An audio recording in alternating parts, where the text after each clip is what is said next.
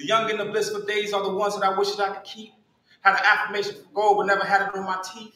I've bitten off my more fair share of beef, more than I could eat. I never got robbed, but a sucker tried to chump me for my necklace piece. Shout out to Rolotest, shout out to World Peace, shout out to the stress that's steady trying to creep. I've climbed many, many mountains to reach the peak of my belief. I busted my ass a few times, those falls were pretty steep. I miss my grandma, y'all. I see her in my sleep. I want to write about it, but I'm scared to get deep. I want to write a daily journal, but the shit got leaked. I want to roam in the grass, but there's too much concrete. Favorite player, John Starks, 94, Game 7, kind of weak. And I've been mad at God. I hope you forgive me before I meet. This is my life, y'all, and this is who I be. David D, David D, David D, David D, David D, David D, You heard? All right. Welcome back again. I'm here. Hey. I'll talk about how I feel like I'm in Miami Vice because of this venue, which is dope, hey, which is beautiful. Speaking of, I want to talk about certain things that I've been experiencing recently and certain things that I've been going through and certain things that have been on my mind or whatnot. One of the things that I've been thinking about is home. And I had the opportunity to go back home, or home that I grew up in last week, which was a very interesting experience. But before I go into talking about that, I have a little poem that made me think about home and what home is about. If home is where the heart is, then as a traveler, my home is nomadic. Diasporic static shock me with these memories. I feel it all. I feel it, Ma. I feel it, Paul. No country owes me a status. I'm on with phone calls and a cloud of love. So no matter where you at, look up to the heavens that are far from above. See, I take home with me, so I can never be alone. As an immigrant, I'm always home. I'm always home. I'm always home. I'm always home. To all the people that love me, your kisses be my crown. I've been a king, but now I know what it means now. Coin some DNA change. It's all in my genes now. I hope for the world to feel what I'm feeling. Their love is a 1 in a million. I don't know what's a ceiling with all these experiences that we're building. See, I never want to feel lost now. I never want to be alone. I know my heart is not the house, but I call it home. I know my heart is not the house, but I call it home. I call it home. I call it home. I call you home. Thank you.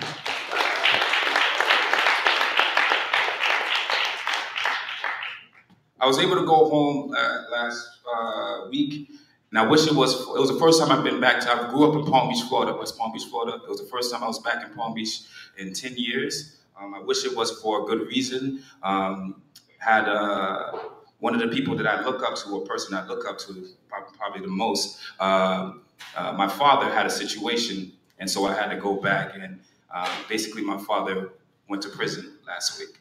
And so it's been something that I've been dealing with the past couple months, basically the whole year really, but the past couple months has really thrown me off about a lot of different things about where I'm at in my life and the different things that got me to where I'm at, and as well as seeing a person who literally sacrificed everything for the well-being of his kids. And so I have 5 brothers, and I'm thinking about my father was going through all this stuff by himself, or predominantly by himself. He lives by himself, and so I went down for the sentencing, and then as well as to take him to the actual prison a few days later. And it made me think about how it was weird to switch roles and trying to be there for him, which was weird because he was always a person that was there for me. And as well as he's a person that doesn't like to open up. Okay? And so it's one of those weirdest things when you try to be there for someone and he doesn't open up. And I think I have those tendencies sometimes. And I don't want to ramble too much about it, but it's like I'm trying to find a place where I can just be myself and be open and not wait to where I need support or whatnot, just be ready already. If I open up a little bit more, last year, 2016, thank God we ain't in 2016 no more. I can still say this, fuck 2016. But anyways, 2016 was a difficult year for me, and as well as 2016 was also, my dad got arrested in 2016 first. So In 2016 as well, my brother got arrested. In 2016 as well, a person that, I'm easy to say this, a person that abused me that I didn't get a chance to talk to, he passed away before we got a chance to reconcile. Lost a lot of money in 2016. Made a lot of money. Made the most money I ever made in my life in 2016. But lost all of it because of family issues. A lot of different things was happening. And at the end of 2016 was the first time I ever had a mental breakdown. You guys ever had that? Yeah. You know, like, or panic attack or whatever that is, whatever it's called. And it was the first time I ever had it. And I remember while I was having it, it was very subtle. First, it was at a point where I was just, I like to listen to music to calm me down, just in general. And I was looking for my headphones, and I couldn't find my headphones. And I'm just like, all right, it's somewhere, it's whatever. I'm just looking. I don't find it yet. I'm like, all right. Then I find myself getting a little bit more aggressive. I'm like flipping my mattress, like, yo, where's my headphones? You know what I mean? And then I'm looking at everything, and I'm like throwing shit, like, yo, where the fuck is this headphone? Because I really want to like fucking like just calm down or some shit. Y'all just want to listen to something like Sade or some shit. You know what I mean? I couldn't find it, and then I was at a point where I was just like, oh shit, I can't even move no more. Like I literally could not move, and I'm thinking, this is like, it's 7 a.m. and I was on my way to work, and I'm thinking, shit. I want to call somebody, but I was so scared of calling someone because I didn't want them to see me this way. You know what I mean? I was thinking about calling two particular people, and I was like, yo, I don't want them to see me this way. I don't want to be a burden on someone. That was the one thing that was in my brain. I was like, I don't want to be a burden on someone. I don't want to feel like I'm some kind of victim or some type of, sometimes people like to, I feel like it's so, I don't know how to explain this. I'll explain it this way. All right, so if shout out to H2O. Fast fact, any person who's ashy, the more water you drink, the less ashy you are. Trust me, I was an ashy brother. That's why I said word. Are you trying to say that I am? Oh, yes. Now, for real, I was very ashy, but it's all good. You know, you have ashy kneecaps and just ashy elbows, and no matter how much lotion you put, it just like look like a chalkboard. But it's good. But where was I in my story? Where was I in my story?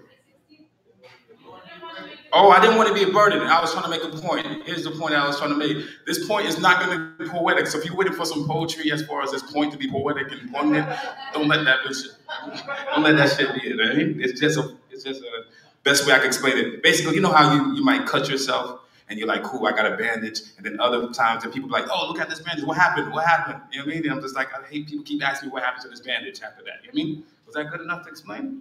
Yeah, so I didn't want people to keep asking me about this situation, you know what I mean? I wanted to be like, we're here, good at, all right, don't mention it no more, you know what I mean? But I felt like, especially with people who care about you, which is rightful, I mean, they care about you, they want to keep checking in. I hate when people keep checking in on me. I'm like, bro, one time, that's it. I don't want you checking on me again, you know what I mean? But I was so scared to even open up, and I'm thinking, and I'm literally like, in that panic, since I'm not calling nobody, I was finally able to walk. I told myself, let's be rational. Let's go buy some headphones at the corner store. And I'm thinking, all right, dang, I really don't want to buy these headphones because I'm on a budget right now. You know what I mean? I'm not trying to ball on my budget, but whatever. But still I go outside, I go to the corner store, and the corner store is closed. And I'm like, oh, snaps. And I had a mental breakdown right there outside. I'm just like, and I don't know what to do. I'm like, I have my phone, and I can press call, but I'm just like, I don't want to press call. And as well as the first person I wanted to talk to was my ex, and we broke up for like a few months, but I was like, nah, bro, I don't want to give her that. Well, you know what I'm saying? Like, it's one of those things. Well, it wasn't a bad thing. It was just like I didn't want to be like, oh, you still calling, you still need me, huh? I didn't want it to be like that. So what I did was I was able to use my voice note app. And I talked to myself, and I just like said everything that I was feeling into that voice note app. And I'm just like walking around talking to myself, and I'm just like, and I listened back to that message, and I've showed it to some of my friends. I've showed it to Jermaine, I showed it to Jordon, and yo, that thing was too much. Like it was so hard for me to even listen to it. But it's like, man, it is so important to talk about what you're feeling. It is so important to talk about what you're feeling. Like, it's so important. I mean, at that moment, I was able to be my soundboard, but who's to say the next time I could be my own soundboard again? You know what I mean? I need to trust that. I should be able to trust my friends and trust my people, and not let it feel like I'm a burden. I mean, because we are all in here together. We all go through stuff, and there's a lot of different things that we feel like we try to mask and try to bury or whatnot, and I don't want to be at a place that I bury my emotions again. You know what I mean? And so that was a point that I wanted to bring. And so I wrote this piece like 4 years ago. And then it's interesting that it's and so I go with this piece. While sinking in the sea of light and all this attention, while gasping to float to the shore or a place where these rays cease to glow with their harsh presence, I've learned that we all yearn to be understood. Understand that for me, darkness and its humility be comforted with its barren list of demands as a request the world to blink for a little bit, for a moment in time, and forget that I'm even here. Fast fact, I want to cast myself as Han Solo Dolo. I struggle with loneliness and pressure. I move slow, but I'm agile. I have this gift, this innate sense of dodging anything or anyone that tries to stick with me. Why am I here is the bio of my Facebook profile as I'm being poked by yesterday's friends, ex-girlfriends, fair weather friends. When it comes to friends, I close the tabs, but I don't log out. Who let this dog out? I'm barking up the giving tree. Mama says you are grown now. Ain't it your time to live free? I want to live spiritually, but mentally I'm blocking myself from living beyond the physicality. Reality ain't been my best friend. It broke my trust. I'm only lust busting in my dream state. I'm cussing out my own template. Me, myself, and I. No wonder I got this low self-esteem sometimes. I got beef with the man in the mirror sometimes. I want to bury the hatchet that self-doubt carries, but I'm too ratchet sometimes. Who knows? Ain't nothing get clearer. I might get nearer to a change, but it feels so damn good to be estranged. And I wonder, is God looking down on me from hell, or looking down for me from heaven, or looking up for me from hell, saying, I choose you to be this great you that you could be? But really, I couldn't tell, as broken pieces of me lay on both sides of my axis. I asked to meet me at any point where pain is not my nexus. Give me a heart that doesn't bleed for my message as I keep to myself. I'm a fleet by myself. I sail on like Commodores. I'm a bull in the ocean. My shit pulled away from me like a matador, like I'm deep. Yo, like I'm so deep. Like, yo, dog, I'm really deep. You know what I'm saying? Like, yo, like, while I was upside down, the sky is beautiful down below, and this ground is a sinking ceiling. I was deep into those stagnant feelings. Like, it's more than a feeling. Like, sometimes I be dealing with emotions I be dealing with collage, like bit and romance. I'm defensive roaming around in dark rooms, asking who's there.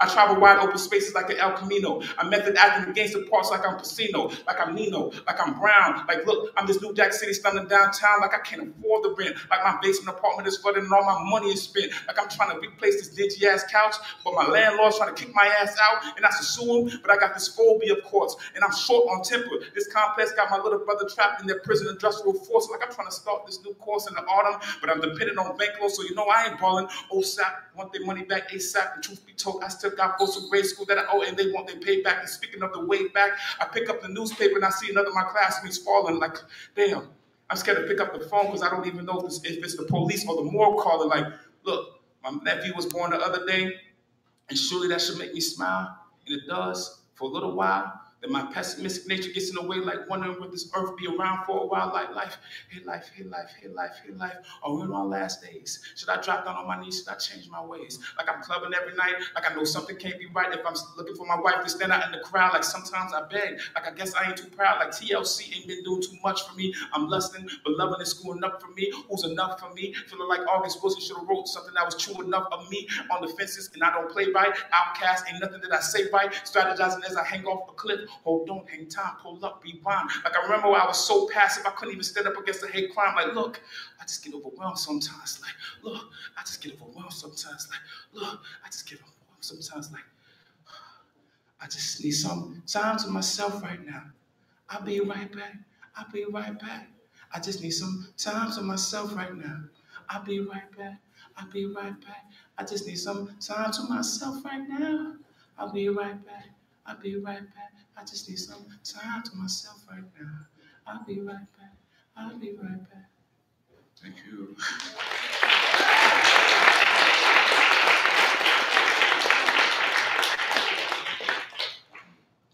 One thing about water, when you drink too much water, is like, for me, my lips get too crusty. So that's, I'm sorry if you guys have to witness my chapped lips.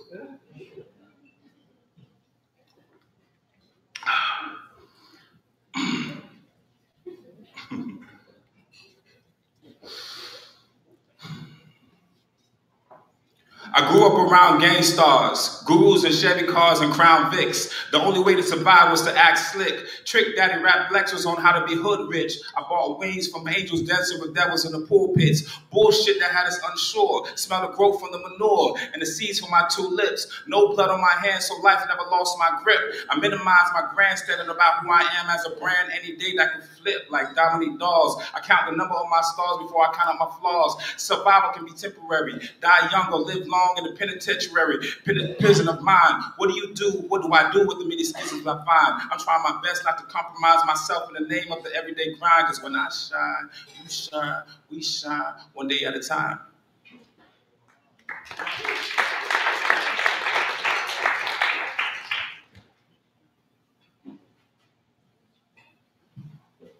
I'm gonna do 2 more poems, or 3 more poems, and 3 small poems. This one poem is to pick it up a little bit for me. My mom calls me a sweeter man still. Can't wait for me to give her grandkids. But I'm not thinking about baby biz. I'm thinking about calling dibs on my next gig. I feel it in my ribs. I'm ready. I got a passion that can break any doubts. Levy, I got goals, you know. The rhythm flows through my soul, you know. I travel through the hole to the goal like I'm Russell Westbrook. I pass off the haters with the sweet no look. I'm going to be the best person that I could be. When I die, the legacy of my family be chanting MVP, MVP, MVP. Done. Yeah, that'd be cool if y'all to sing that. I would be like, oh shit, yeah, I'm on my Russell Westbrook. One of the things that I'm trying to also be better at is to have a better relationship with my mother, especially at this time. My mother and my father are still together. The reason why they're not physically together over the past 10 years is because of immigration issues.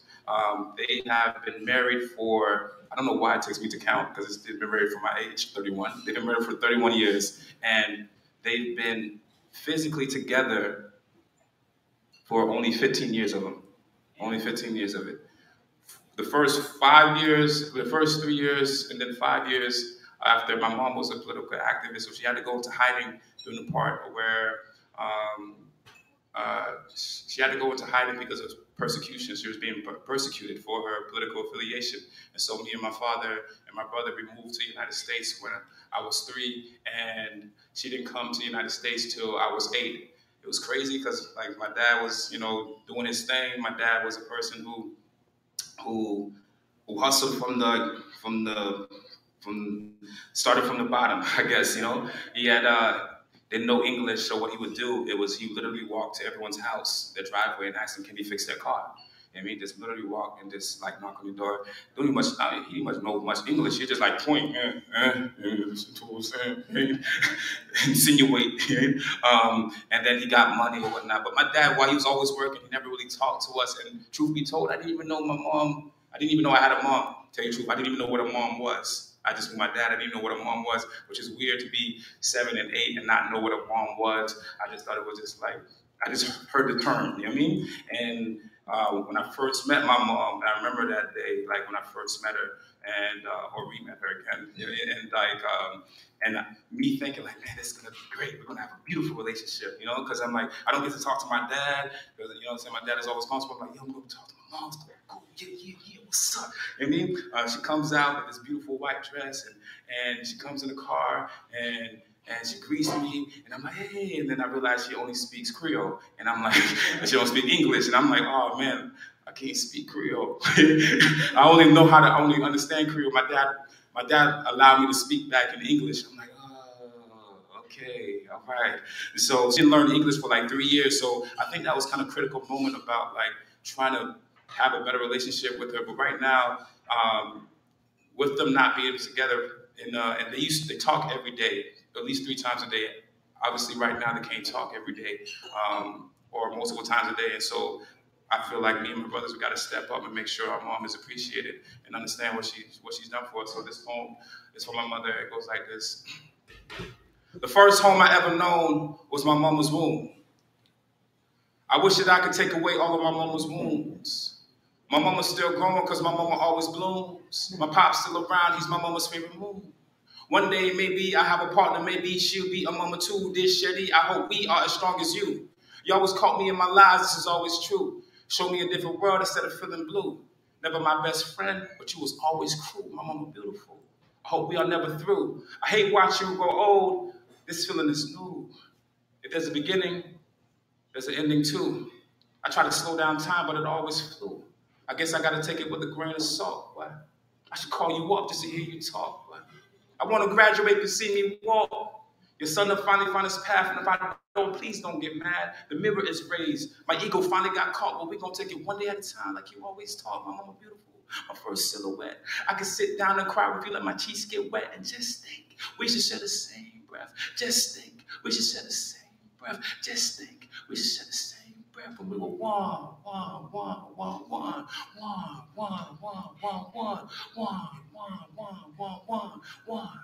One of two, when I was just a fragment of you.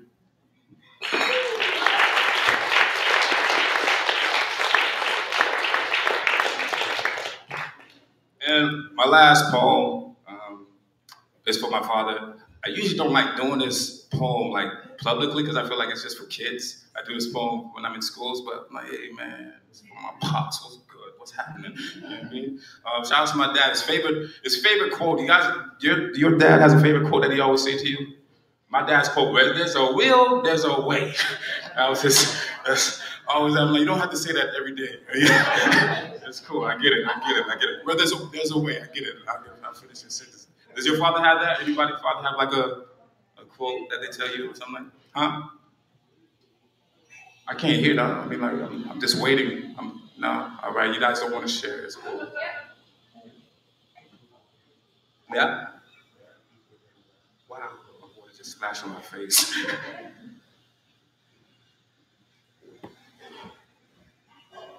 Okay.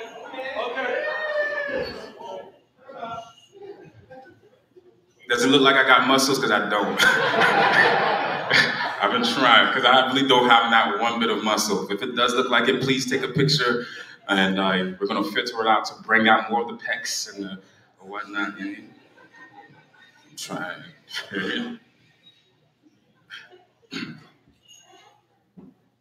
I was going for the Lorenz Tate look today. The funk in your left.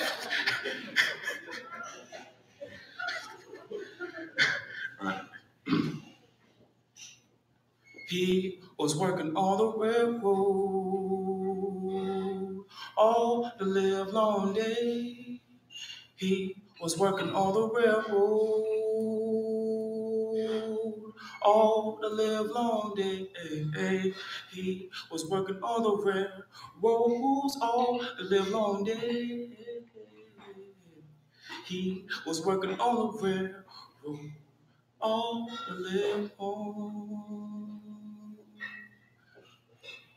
My father was a working man.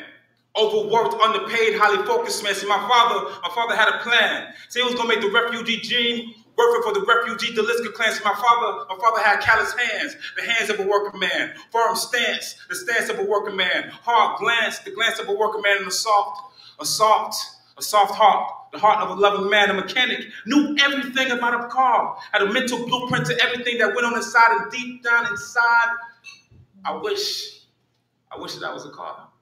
The breadwinner, the man who put dinner on our table, kept us alive, pack up the moon, beat the sun to the sky. See, it's 9 to 5, was more like 7 a.m. to 9 p.m. at night. See, the bills were tight, but they got to get paid. And check it, my defense was tight. Boy, I had game. I love to play, but my offense sucked. See, my shooting form was kind of lame. My father wasn't around to give me insight like, tucking your elbows, son. I let it swing. And it brought me pain to look in the stands and not see the all of his light. But I knew the man that gave me life was also the man that put shoes on my feet from where he stood. He did what he could. He also put a crown on my head, called me Prince. One day I'll be king just like my pop. See, the world is mean. It just keeps spinning, just keeps spinning, just keeps spinning. Don't expect it to stop, just for you. My father did all he could do, so acknowledge for my gratitude. He paved the way. Laid the tracks one by one, follow the sun. He paved the way. Laid the tracks one by one, follow the sun. See, my father was working all those railroads all the live long days. My father was working on those railroads all the live long days. My father was working on those railroads all the live long days. My father was working on those railroads just to pave me, just to pave me, just to pave me, just to pave me away. Thank you very much. Thank you.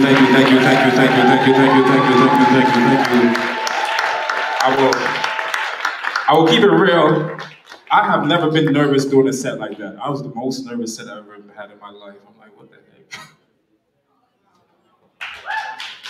So, you know what I mean? So, now that I got that off my chest, I can have fun. I can get back into my zone. Don't look at the hole in my pants. My bad. I forgot about that. Dude, I forgot about that. I recently started squatting. Yeah. For various reasons. It's very important to various squat. Reasons. Humanity, no, I'm serious. I read an article on National Geographic. We've forgotten the art of squatting. Everybody's bending down and we're sitting down in chairs and it's messing up our spines. You know what I'm saying? For me as a taller man, it's a difficult thing sometimes to make eye contact with people, right?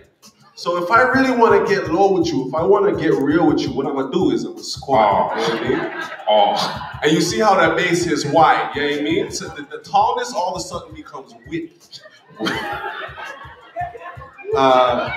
And that's amazing. Your vertical becomes horizontal. I get it. Yeah. And that's a dream. That's been a dream of mine throughout my whole life, is to figure out how I can transform. Right. And I just wanted to say that since we're talking about masculinity tonight, that men, we need to squat more. I'm pretty sure, you know what I'm saying, our sisters, our ladies would appreciate that as well. I know for me, I don't have an ass at all. Are you talking about random squats or just like squats for health purposes? All squats are for health purposes. I don't know if I can jump on this train with you. Like, hey. I'm just trying to expand our definition of black masculinity right now. Right. And I'm trying to reintroduce the squat into black masculinity. Just randomly squat. What's good? You know what I'm saying? Man's used to squat. You see me? Man's used to What happened to that? What happened? These are the important questions we're asking tonight. The modern man has lost his balance. You feel me? That's what back pain, dog, all throughout my back. That's what happened. All throughout that shit. I want to find out who's here in the building. Yeah.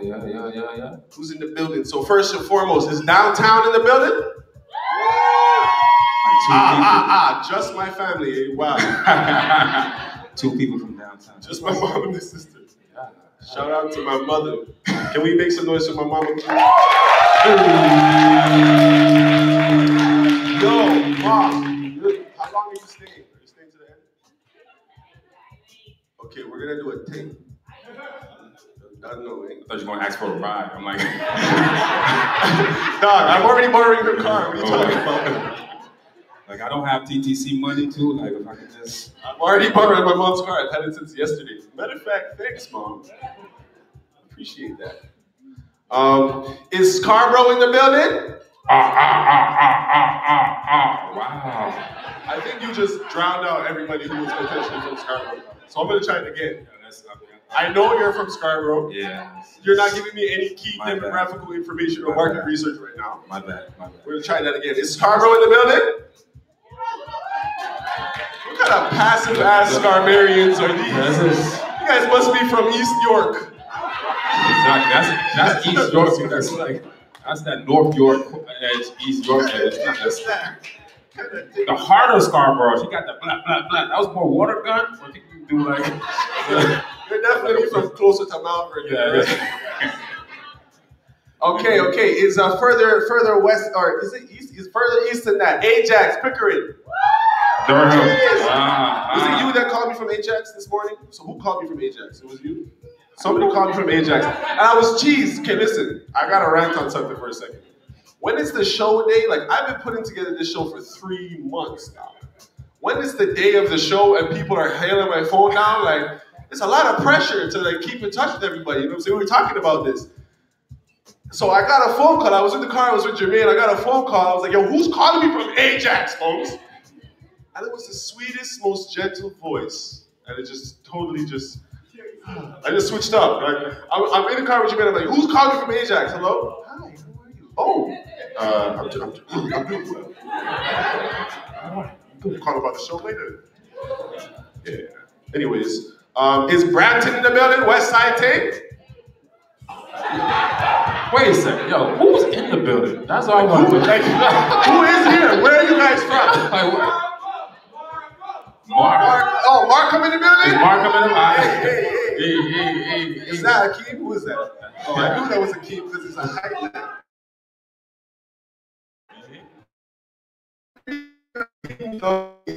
I see Akeem at Taco Bell. Man was like, Taco Bell, Taco Bell. I was like, Daluva. I was like, dog, you know this shit's poison, right? He was like, poison. I was like, man, dog, chill. Shout out to Akeem, yo. Hold on, is West Side in the building? It's the West Side Toronto in the building. Oh, you don't know, so it's a real Toronto thing right now. It's a real Toronto thing right now. That's the first time I've ever been outnumbered by West Side folks. Yeah, how does it feel? I feel unsafe, actually. I feel very unsafe at this moment. Like, usually I feel very comfortable when there's a lot of Scarborough plays on the people in the room. I'm like, yeah, we're all good, nothing can happen to me. But now I'm just kind of like, I'm from everywhere. Your hood is my hood. I've lived in every single community. Thanks, Mom, for moving us around so much and giving us such an eclectic childhood. I appreciate it. I appreciate it so much. But I currently reside at Midtown Toronto, Bathurst, and Eglinton. You know what I'm saying? Forest Hill in the building. Forest Hill in the building. Oh, you know the Forest Hill in the building. I'm like the only surviving black resident of Forest Hill. Like after Drake left, it was just like, where are you guys? I'm just joking. I wasn't there when Drake was there. Don't you hate when you travel and people ask you if you know Drake? Yeah, he's my cousin. Yes, I do know him. Yes. Yeah, I know Aubrey. That's why I'm bro. That's why I'm here. Anyways, we should probably just keep the show moving. Yes, we should. Ladies and gentlemen, coming to the stage is our resident comedian. He is absolutely hilarious. You've seen him or you haven't. It's totally up to your eyeballs. Ladies and gentlemen, please make some noise for Alan Shane Lewis. Hey!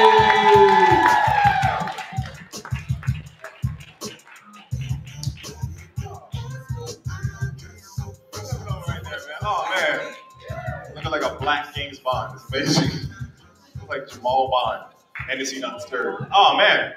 I'm gonna start off this with a little vocal exercise to get us all pumped up for some comedy. Alright? When I say honey, you say do. Honey! Honey! When I say cantaloupe, you say no. Cantaloupe! Cantaloupe! Okay, cool. That shit's power. I'm addicted to it. Sorry. Oh. This is cool, man. This is such an important show, man. Like, I'll be honest, my art is not as cool as his. Like, he's out there just speaking word and it's amazing. Mine is more like comedy is like a very gut, visceral reaction. Someone tried to tell me that it's like the rejection of sadness, but I don't really think so. I think it's like the rejection of sadness power over you, right? So if you feel that moment in time, just express that with a little bit of noise, because that's 100% what my art is. I need you to come back and lead the whole conversation. My whole thing with comedy is like, I've always wanted to make sure everyone in the room was having a good time. That was always something that I tried as a child, because like when other people are happy, I feel happy making them feel happy. And it's just like whole little thing. So this is why I kind of gravitated towards this. So yeah, man, this is cool. This is real cool. I'll start off about me. I'm a black comedian, and I feel like I always got to preface that because a lot of times, audiences are just like, like do some racial jokes. It's like a lot of unspoken pressure being a black comic. Like everything was like black comics on TV. We're like, there's people like white people and black people. Like I don't do that personally. Because I think it's like, beneath me, right? But with that being said, though, you ever know some black guys walk like this?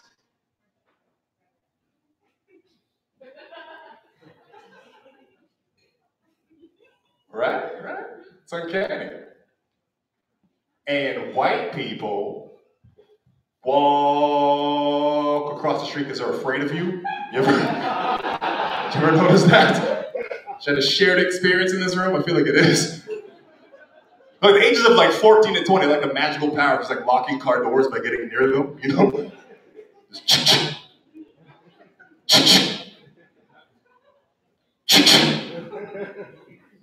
I must use this for good, right? It's like the worst superpower if you think about it, right? It's like, and buckle up too. It's just like, I care for your safety, man. I care for your safety.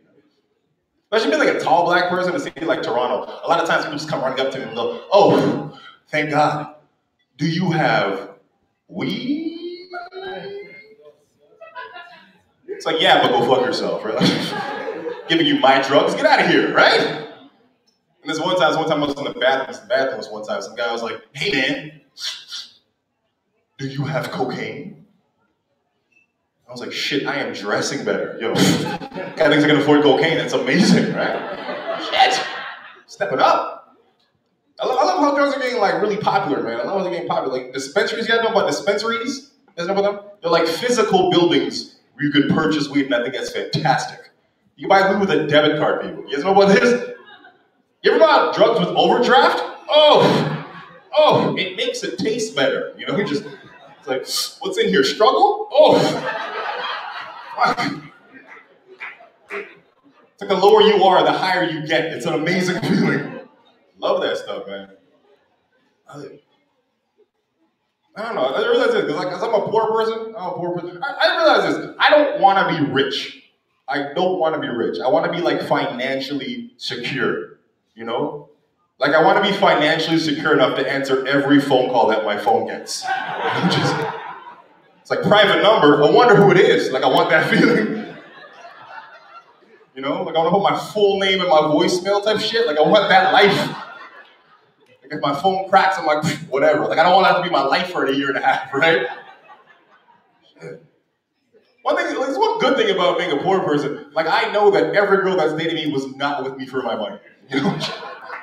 That is peace of mind you cannot buy. And if you could, I couldn't afford it. It'd be a struggle to get out, shit.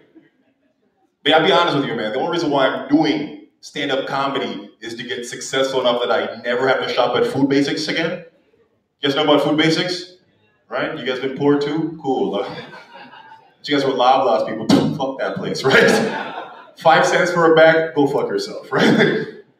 I hate like Food Basics. First off, let's break down the title of this place. If you ever know what this place is called. This place is called Food Basics, right? Like the basic word has never improved another word its entire career.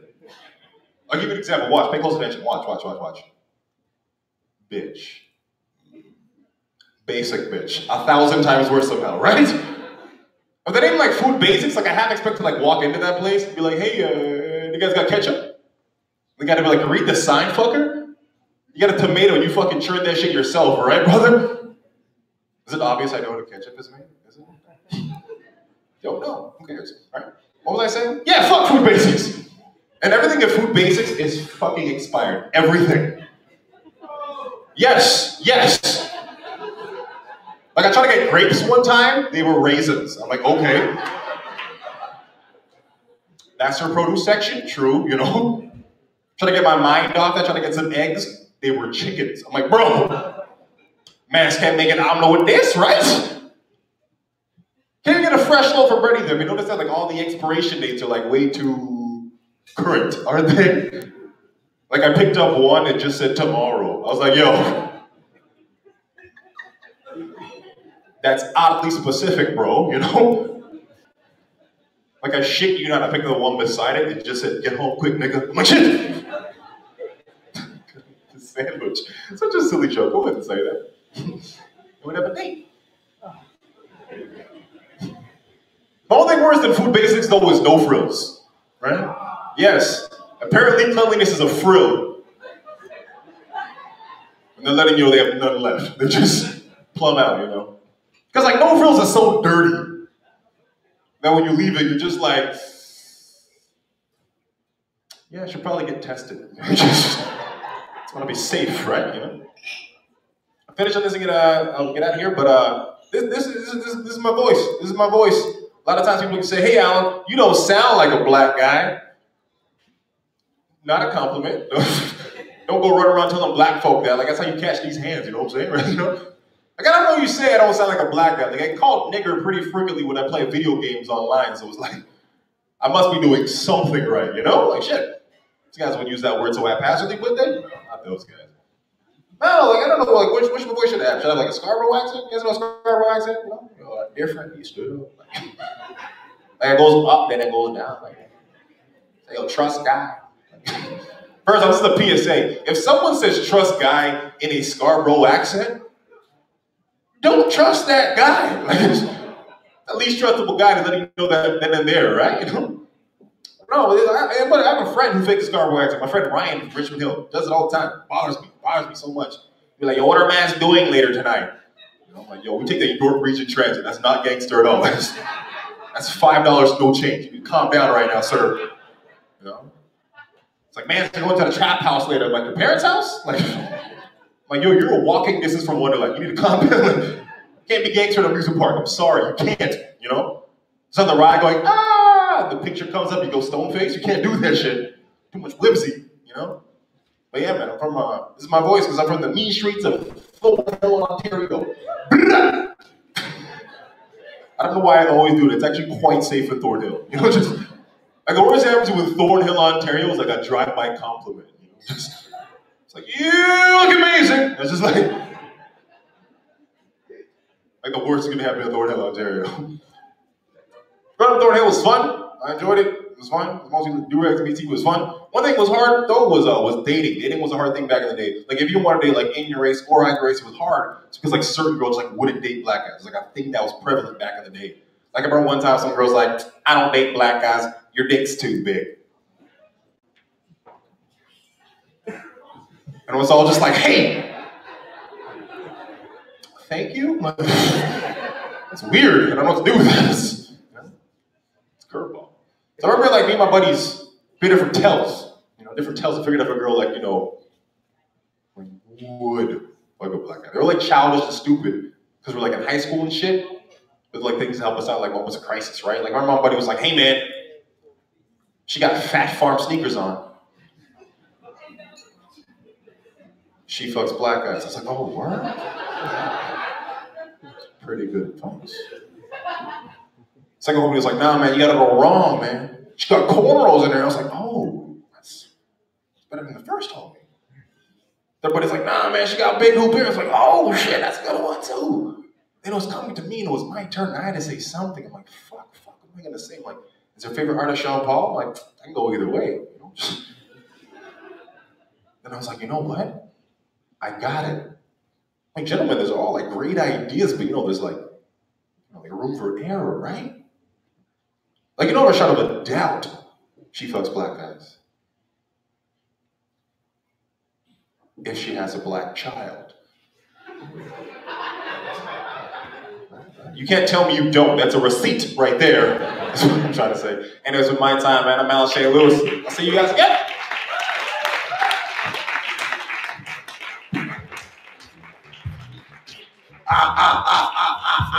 No. Make some noise one more time for Alan Shane Lewis, please. What's up, bro? How you doing, bro? It's good to see you, man. I'm talking to my challenging masculinity voice right now. You feel me? That was not coordinated. Such as life. Cool. So we are going to get into our first panel discussion for the night. So I would like to welcome the artists onto the stage. Where the chairs are, we're going to figure that out. Jermaine will handle that. Come and get your chance. And the first topic of this panel discussion is going to be accountability. First chair. I believe it's important for us to start the conversation with accountability. And in that breath, we are going to have Jermaine Henry lead us in a brave space agreement. So we're just going to ask, what does it take, for us to be able to have this conversation tonight in a way that's safe and brave for everybody. And Jermaine will explain more of that. So right now, I would like to welcome Brandon Wint. I would like to welcome Dwayne Morgan. And yeah. All right, so we got one cordless microphone over here. So for those that would like to come in and submit a question, or if you have a question, you can put your hand up, I can come to you. Or if you want to come to the cord, the microphone is over here. But before we get into that, I'm going to let Jermaine Henry take it away. He can facilitate this brave space agreement.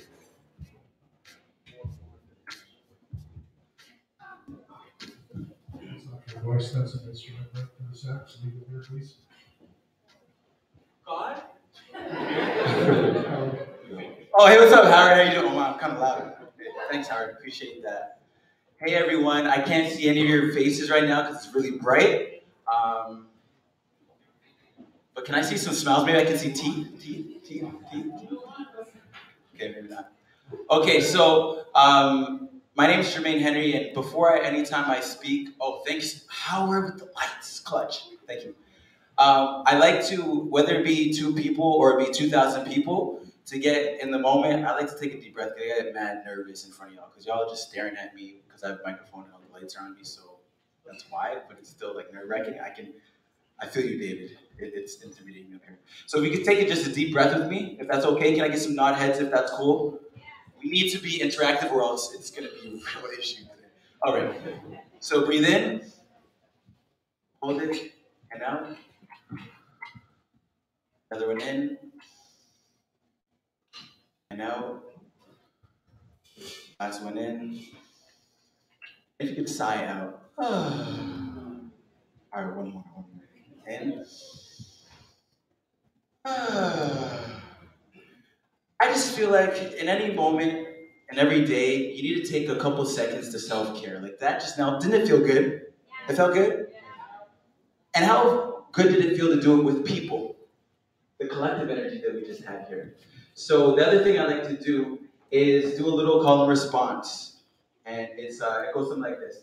Ayo, ayo, we say ayo, ayo. Okay, that's cool. Y'all can sing. Ayo. I'm joking. I've been doing a little vocal coaching. So, Sounded nice though. Sounded nice to me. Thank you. So we're gonna get forward with it. So I'm known now for this thing called brave space. So has anyone ever heard of like safe space? You hear about safe space where we're trying to have a space where people can not necessarily kill each other, not trip each other, not be violent, but have a space where we can be respectful. And I appreciate that. I do a lot of work around the province with mental health of young people as well as with First Nations people. And it's not safe talking about certain things. If I'm going to be talking about Black masculinity, and we may have a differing of opinion, it could be an issue right here. It may not be as safe. It might be triggered. If we talk about abuse, it could be triggering for people. That's not safe. So what we're saying is, in a brave space, we're agreeing to be authentic, honest, and vulnerable with each other because we're healing and growing with each other. So I might step on your toes, you might step on my toes, someone might say something that's like an ouch, but we need to first get a baseline of like, what kind of environment are we creating? How can we be brave? So my acronym for brave is bold, real, awkward, vulnerable expression. It's awkward to be brave and to be bold, to be yourself, to talk about, like, JD is prime suspect right there. This is prime suspect, I'm brave. This whole conversation about Black masculinity and toxic masculinity, that's a very uncomfortable thing to put yourself in, right? Especially as a leader and as a Black person, that's awkward. He's being bold. So, my question to you is, if you were to think about what you need in order to be bold, real, awkward, and vulnerable, and express yourself, because we're going to be having a conversation with these gentlemen, And we're going to be talking about Black masculinity, but what do you need in order for this to be a brave and a safe space? And I want to invite people to get a mic and just say one thing that you might need. So for me, what I need is, I need respect. And what does that mean for respect? I need you to just give me your undivided attention what you're doing right now, but as well as, I need to respect you. And if you're saying like, Jermaine, can you hurry it up? Tell me. That's how we're gonna vibe it out. Is that cool? Can we vibe it out? Cool. See? Right here. All right. So what do you need? What do you need to create a brave space for us to like really have this conversation and it to be real? Because these men are gonna be. I forgot the mask. You get it? I think I got the mask.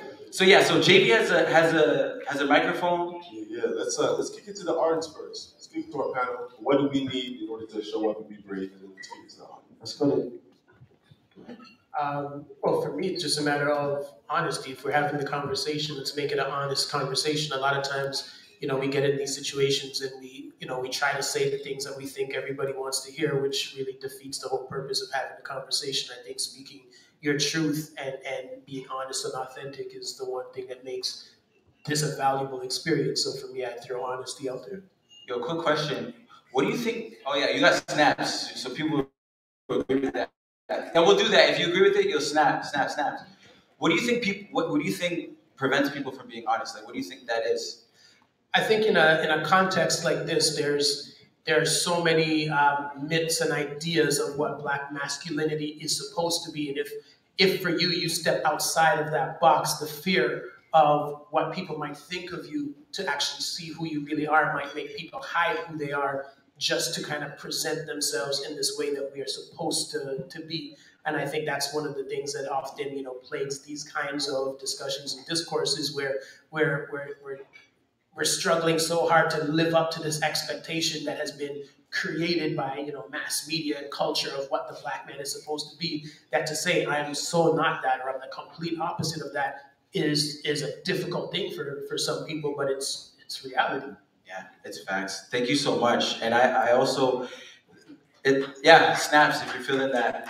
The also difficult thing is that when you're honest and you're unapologetic, is that people may not like that, and as well as this is our livelihood, so you might not get a gig after this. So thank you for being brave, y'all. David, I might not get a gig.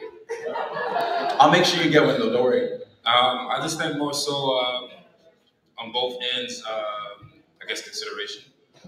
Consideration. Yeah, like I think a lot of times when conversations happen, not necessarily say consideration, but I think more so like a lot of times when a conversation happens, there's an automatic invalidation. You know what I mean? There's automatic like, you just said this one thing, I'm not even gonna listen to the rest. I mean, on both ends. You know what I mean? Right. And so I think it's more so like if it's a discussion is a very two-way type of ordeal, right? So let's allow that to happen, I guess. And I hear something within the consideration, I'm not sure if anyone else heard this, is actually listening. Because a lot of times people will have our discourse. What you said? Huh? A lot of times, I see what you did there. That was so inappropriate. So, no, but that's it, right? A lot of times people will have a conversation and you'll be thinking about your response, or you'll be thinking about, how am I going to respond to that tweet? Or you're thinking of something else. But being present and being considerate about what people are saying, acknowledge what they said. Just because they have a valid opinion doesn't mean you agree with it. So thank you for being considerate of my time. And we got snaps, so they agree with me. Are we answering the question of? Yeah, of like the honesty question. The question of what do you need in order for us to be brave, and part of being brave is being honest. Cool. What I need from myself, and I guess from everybody else in the room, is humility. So that is my definition of humility is the willingness to represent yourself as no more and no less than who you truly are. So. Okay. Hey, sorry. 1 second. Tweetable. Someone tweeted #HeardMasc, and go for it, Brandon. So that's what I need from myself. I don't know that I'll. So in saying that, it's not a guarantee that I'll be able to muster it. today, but it is a necessity. And then this question about what keeps people from being honest. I think socially and culturally, we discount the role of love in honesty. So it's hard to be honest when you don't know or trust that the people you're being honest with have the capacity to love you. So like we think about love as being only positive and warm feeling, but like love also requires resilience and struggle. So if I say something that you don't love, are you willing to struggle with me until we get to a loving place, even though you might disagree? So it's for me, that's my main fear today. I don't know you guys, but the intention is love. So. That's love. I appreciate that. And everyone, did everyone hear that? He doesn't know you. So this is very uncomfortable for one, that all these lights, people don't know you. But we're going to hear from you very shortly of what you need. Before that, did anyone else hear within love? He really was talking about you care enough. Do you care enough to talk through the situation? Do you care enough to learn from each other? Do you care enough to speak your truth? And that's love, if you care enough in the relationship. And I think I'm just gonna stop there. Yeah. And pardon? Wait, we're gonna kick it to the audience as well. I'm gonna start there for now, and now I'll go to the audience. So Akeem, he's got something to ask or say. I would love for you to do that, bro. I would love that. I was just going to ask for my brother to repeat what does humility mean to you, because it was really deep and powerful. And I wanted to tweet that. For real. It's a definition that was given to me by a friend. But humility is the willingness to represent yourself as no more and no less than who you truly are. So that is to say, if I am more powerful than I'm representing myself as, that's actually arrogant of me. So like if I'm great and I tell you I'm mediocre, that's arrogant. If I am mediocre and I tell you I'm great, that is also arrogant. So humility is the middle space. I am no more and no less than myself. Word. All right, we have Alan. We have Alan. Yo, what's up, Alan? So this is what we're doing right now. Is we're trying to set up the whole stage for the conversation, right? You ready? You burn up the stage. You let us know that we can say nigger, we can say bitch, we can say whatever the fuck we want because it's a brave space. I appreciate that, man. You know what I'm saying?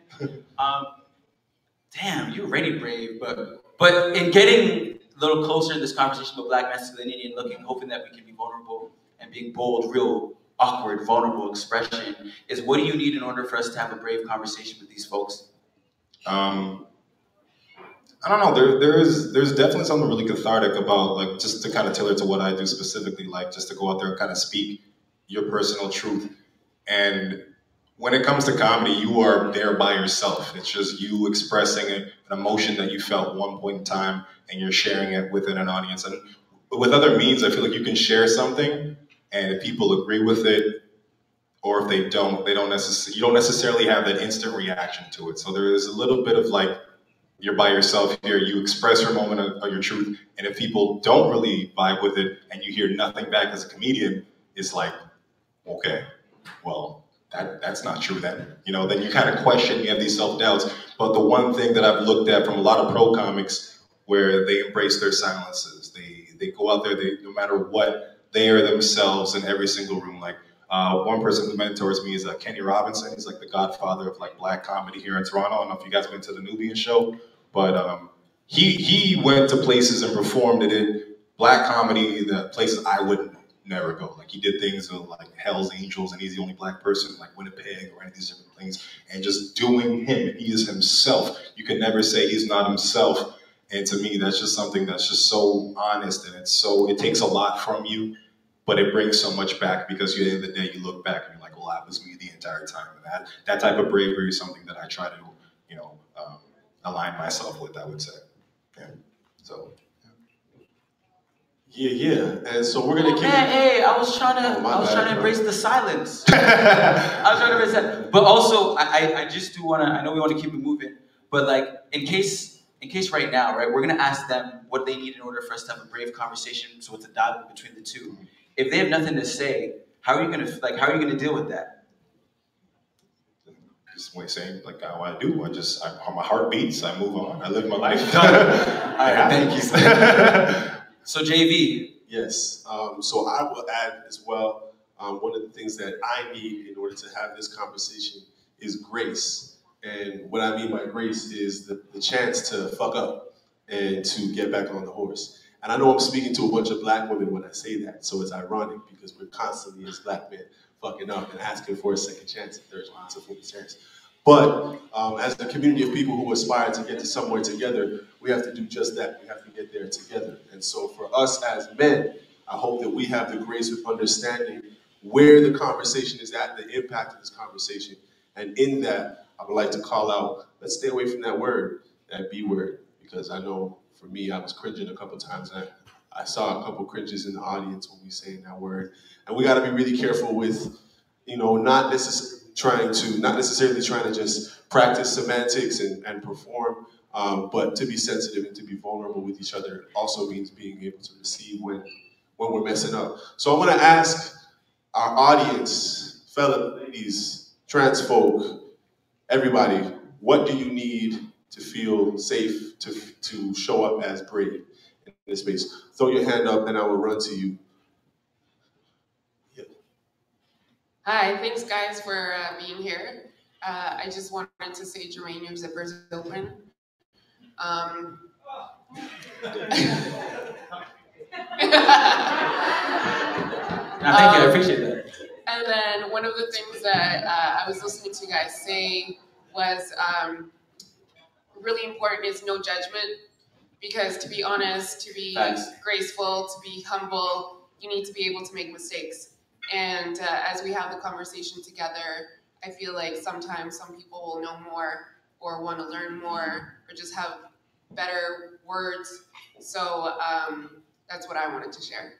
I appreciate that. Yeah, snaps if you're really feeling that. Yeah. And I appreciate that because there's something about us always trying to compare ourselves to other people and that we're all learning, right? This is a conversation we're all learning at different times, And the grace, I love the grace of failing forward. That's why for me, my zipper is open, you called it out. I appreciate that. I'm cool. No, I'm really cool with this. And I love that we're here together. And I just hope that we actually have that feeling. And JV has someone else that's gonna share what they need in order for us to have a brave space. I would say just the comfortability, you know what I mean? Just to feel that comfort, and like that was a perfect example. Even the snaps are a great example. Like when you hear that, it actually feels like, it's almost like everyone is like hugging that person or just like saying, yo, we feel you, with those snaps and everything. It brings that comfort, and for me, like to be able to express myself, I just want to feel comfort as well attached with the no judgment zone as well. Word, thank you. I know. And there's something about comfort, but as well as encouragement. Like, let's encourage each other. I think we live in a society where we're always tearing each other down, but let's encourage each other. Any more people. And we're going to have the chance to contribute to the conversation. As well, if you're not so comfortable saying something out loud, you can comment on that live stream. And for those that are watching online, hey, hi. Where are you? Why aren't you here? I'm just joking. Thank you for joining us live. Please feel free to contribute to this conversation. Comment what you need to show up as brave and safe in the space. Does anybody else want to add to the conversation? How do we? Oh. Yeah. My man. And ladies, don't feel like you have to exclude yourself from this conversation. Please. Just because we're talking about masculinity doesn't mean we're just talking about men. That's something we'll talk about. Facts. I think in this day and age, we lose the importance of time, and nobody gives each other enough time, be it a conversation or explaining your point of view. And I think that's important to take time and really pay attention to what everybody else has to say. Time, it's important. I'm done. Yes. Hey, big man. Hey, Mom. My mama. What's up, mommy? I would say that we need to support, or it would be great if we could support each other if we disagree. And when we hear a statement that we may not agree with, let's not make that statement about us. because sometimes we can be defensive and then take it personally, and that takes away from that person being able to share their truth. So if we support each other and try to listen without turning it around on it's all about me, but rather that we're honoring that person's voice and giving them the space to do that. Thank you. Do we feel that? Can we get some snaps if we feel that? Do we have any other hands, or how do we feel? Where are we at? We're good? Yeah. I feel like the intention for this part of the conversation was to talk about accountability, and creating this brave space agreement feels very accountable, right? Yeah? I feel pretty like accountable. A really good step toward accountability. What? So actually, I had just one. I just wanted to finish it off. And we'll continue to have the conversation. And what I wanted to say is that we're going to look to have these brave space agreements. We're going to look to create this kind of environment where we're supportive, we're considerate, we're honest, and whatnot. But then to recognize that we're human beings and that we may fail in this, we may fail forward, and as to be into learning, into healing. And the last thing that I request is, please, if any stories come out from anyone, don't share the story out of here. Don't talk your gossip and that kind of thing, because we want to create a space where people feel like they can be honest. And we have one more here. Yeah. So I was going to add on to Kay's thing on no judgment. Yeah, no judgment. Sorry, Jay. So on top of that, we have to be able to forgive. Forgive? Yeah. Forgive each other. Wow. Forgive ourselves for making these mistakes, because we're human, right? You know, we bleed, we trip. You know, we F up almost every day, and we shouldn't judge each other or judge ourselves. And I want to, because I'm with you, Jay, this is all about accountability. And one thing when we do these brave space agreements, I don't remember when we did it as CSI, is that, so someone went up and said, okay, assume well intentions. And this was like a 35-year-old like white man was like, assume well intentions. And then a black man, since you're a black man, was like, no, a lot of people have well intentions, and look what happened to us, right? And even for us, right, we're well intentioned as young black men trying to have this conversation, yet at the same time it's accepting the impact. And that's what we want to do, is we're gonna have well intentions and accept the impact behind it. And I want to hear from each of our panelists for a couple minutes around this theme of accountability, and then we're going to get into an intermission, and we will have another panel after the next set of artists. We actually are out almost of time. So kicking into our artists, and I guess I'll start. Accountability. Man, one of the interesting things for me about accountability is a conversation around language. And the reason why language is so important to me, not just because I'm a writer, but I feel a lot of the times in academic circles, we develop these very academic languages around talking about these things. And then we judge others on their ability to use that language to navigate the same types of conversations. And in that same breath, we write off entire segments of our community. You know, I've been saying a lot lately, like, why do we write off the hood so much in academia? And we here in this space, all of us come from families, all of us come from histories, all of us come from different places in the world that might not be so woke to these languages, to these conversations, but that doesn't mean those realities that we carry inside of us are not valid as well. So how do we have these conversations using this language, right? Having this beautiful tool to be able to enlighten one another without creating an inaccessible conversation for those that may not use it, right? For those that may find other ways to express themselves. So that's just one thing I wanted to throw out there about the culture, something that's been frustrating me about the culture. And I want to kick it to the artists, or just around the theme of accountability in your life. Okay. There's something else like that's been happening really, like as a person you see like white silence and white supremacy. Whenever you see something like that, you're like, well, that's part of the problem. That's part of the problem. If you're a person who benefits from white supremacy and you don't do anything to break down those structures, then then you're not working against it. So then now that what's happening with like the Harvey Weinsteins and all these things that are coming up, as black men, like if you are not doing those same things where you're not trying to destroy those systems that have like are harmful, and if you're in a conversation amongst men and you hear some really like messed up shit and you don't call out somebody because you're like, no, that's just a homie, that's just a homie. Like there's this point where we have to have that conversation with ourselves and like we kind of reevaluate our wiring, you know, because like I see that the same way. If that person's not doing this and I'm not doing my part, then we are not really, you know, like you're not using your breath and your beat of your heart properly. And so that's something that I think we should all really look at, and I think it's something that we are re-examining, and I think it's we're in a healing space right now, so that's cool. Right. Thank you.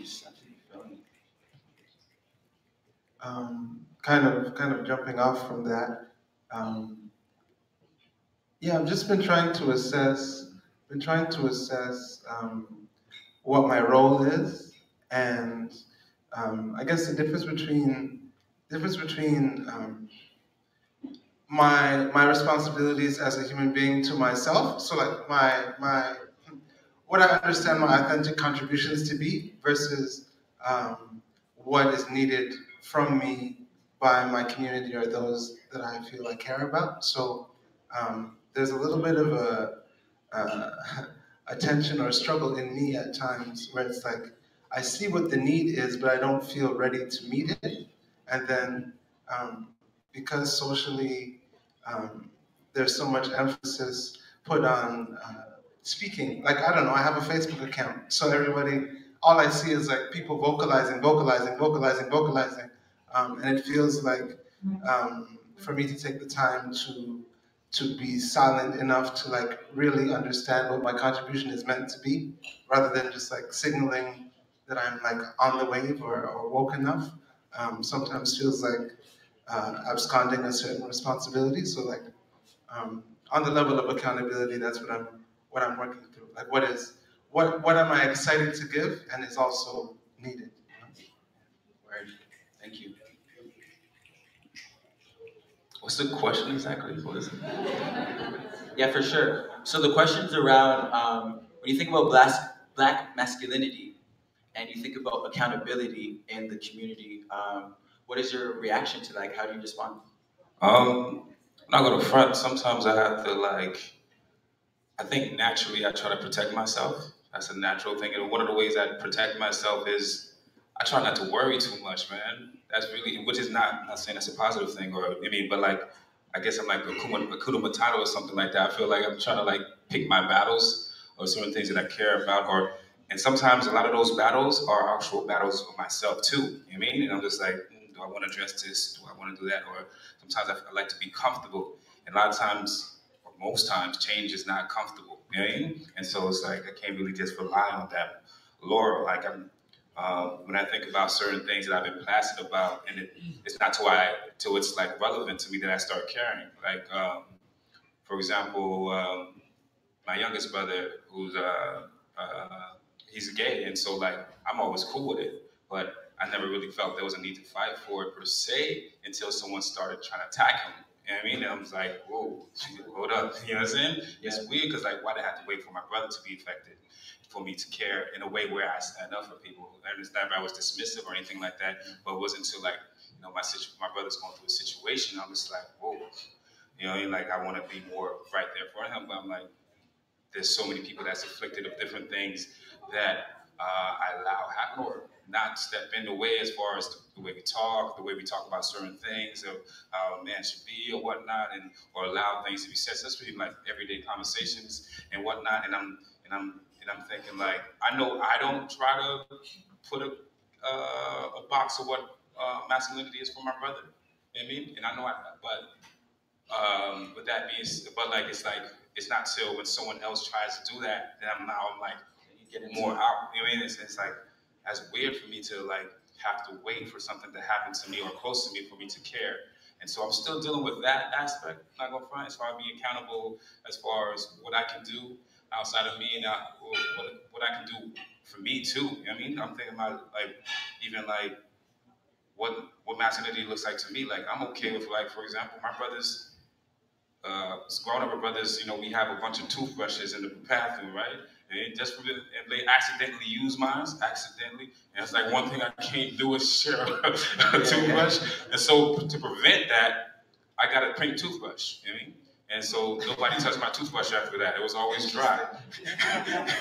And hey, when you pick up a toothbrush and it's wet, you're like, did I brush my teeth already?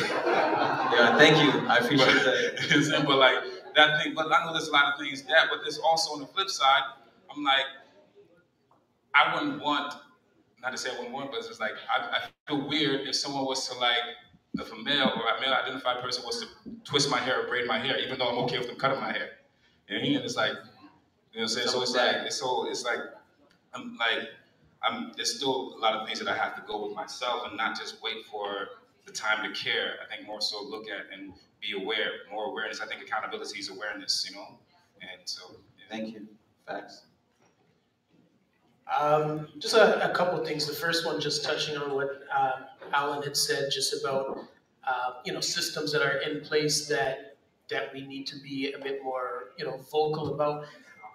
We live in this society today where the most popular music in the world is voiced by people who look like me, but owned by people who don't look like me.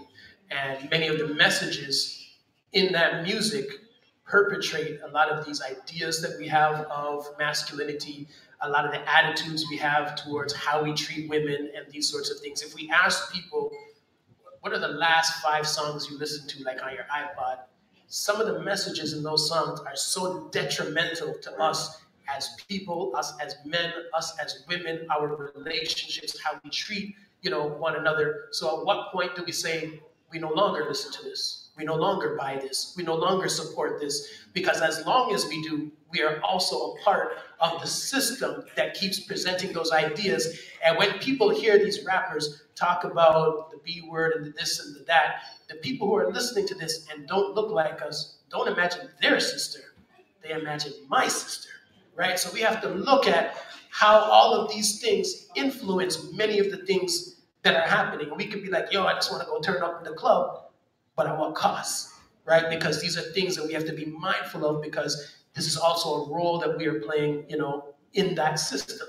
And then the point that I really wanted to make for me, it just comes down to just owning your shit. Like just being honest enough with who you are as a person, and really having difficult conversations with yourself and holding yourself accountable for things that you do, things that happen. I think because so many times, we feel like we have to, hide different parts of us, that it's even hard to enter into authentic relationships and loving relationships and intimate relationships with people. And I always tell people, it's like, if you're into some weird shit, just say from the get-go, I'm into some weird shit. Yeah. Because if you hide that stuff and be like, well, I want to wait 2 years before I bring it up, you're wasting 2 years of somebody's life. Wow. If they're never going to be into that weird shit. Just be honest from the get-go. Be like, yo, this is me. You with it or not? Yeah. If not, let's keep moving, so you're not hijacking and holding somebody's life hostage. Have that level of honesty with yourself, and it allows you to be accountable and just truthful in all of your happenings every day. Yes, and snap for that, y'all. Snap for that. That was a lot of real OG stuff just now that we just heard. You feel me? Uncle Dwayne. And I want to recognize and authenticate our generation gap here. And as somebody from my generation, I feel like it's my duty to tell you, nobody uses iPods anymore. Like that's not a thing.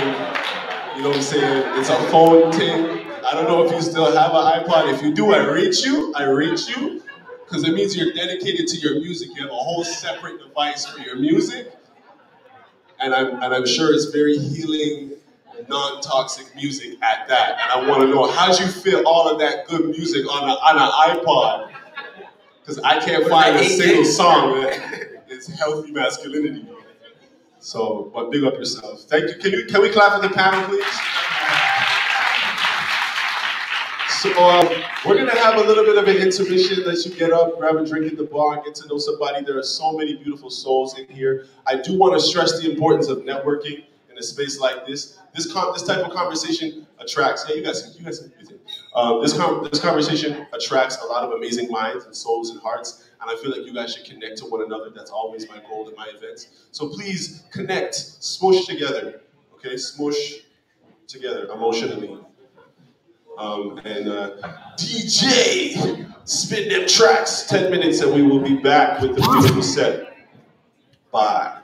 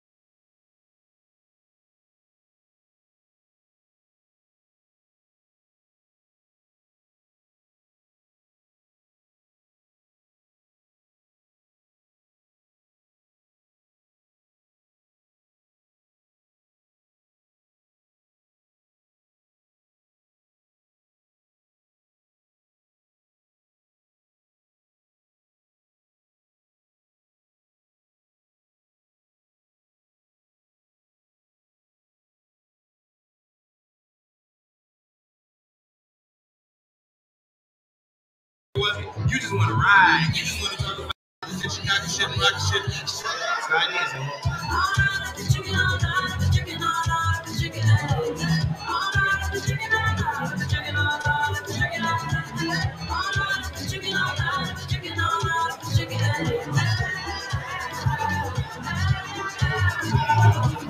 You just want to spend flies in the scene, ride on the scene, come ride on the scene.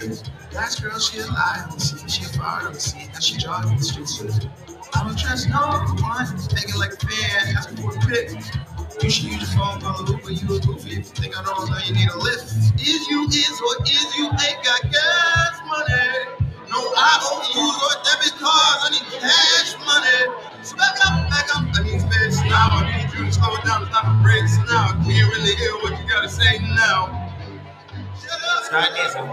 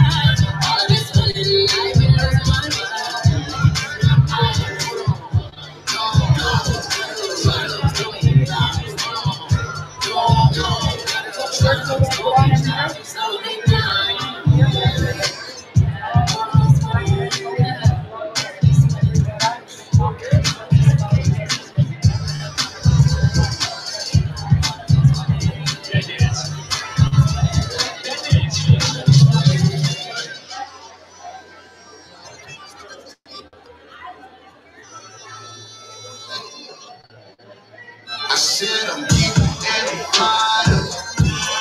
All I want tonight, just get higher. Baby, it's so good, it's to die for. I never see good, it's to die for. It's not secrets inside. Oh, yes, it's shine. Oh, yeah, it's shine.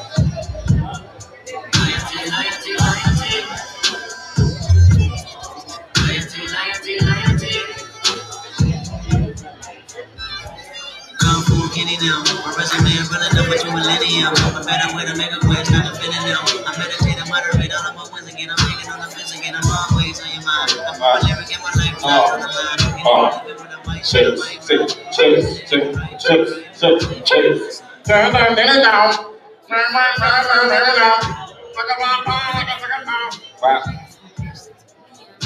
Oh, I like the lights on, man. You guys look so beautiful tonight. You guys look so lovely.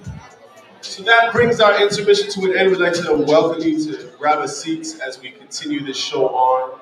As Mace would say, no, welcome back. Welcome back, welcome back. Yes, a Mace reference. I just had to put my daily Mace reference.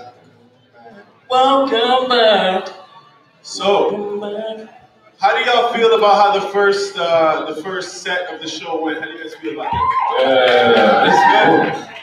It's good. Well, actually, you know what? Honestly, on the real, I would like if you can make some noise for yourself because you guys have been a great audience so far. It's like, Make some noise. You know what I'm saying? So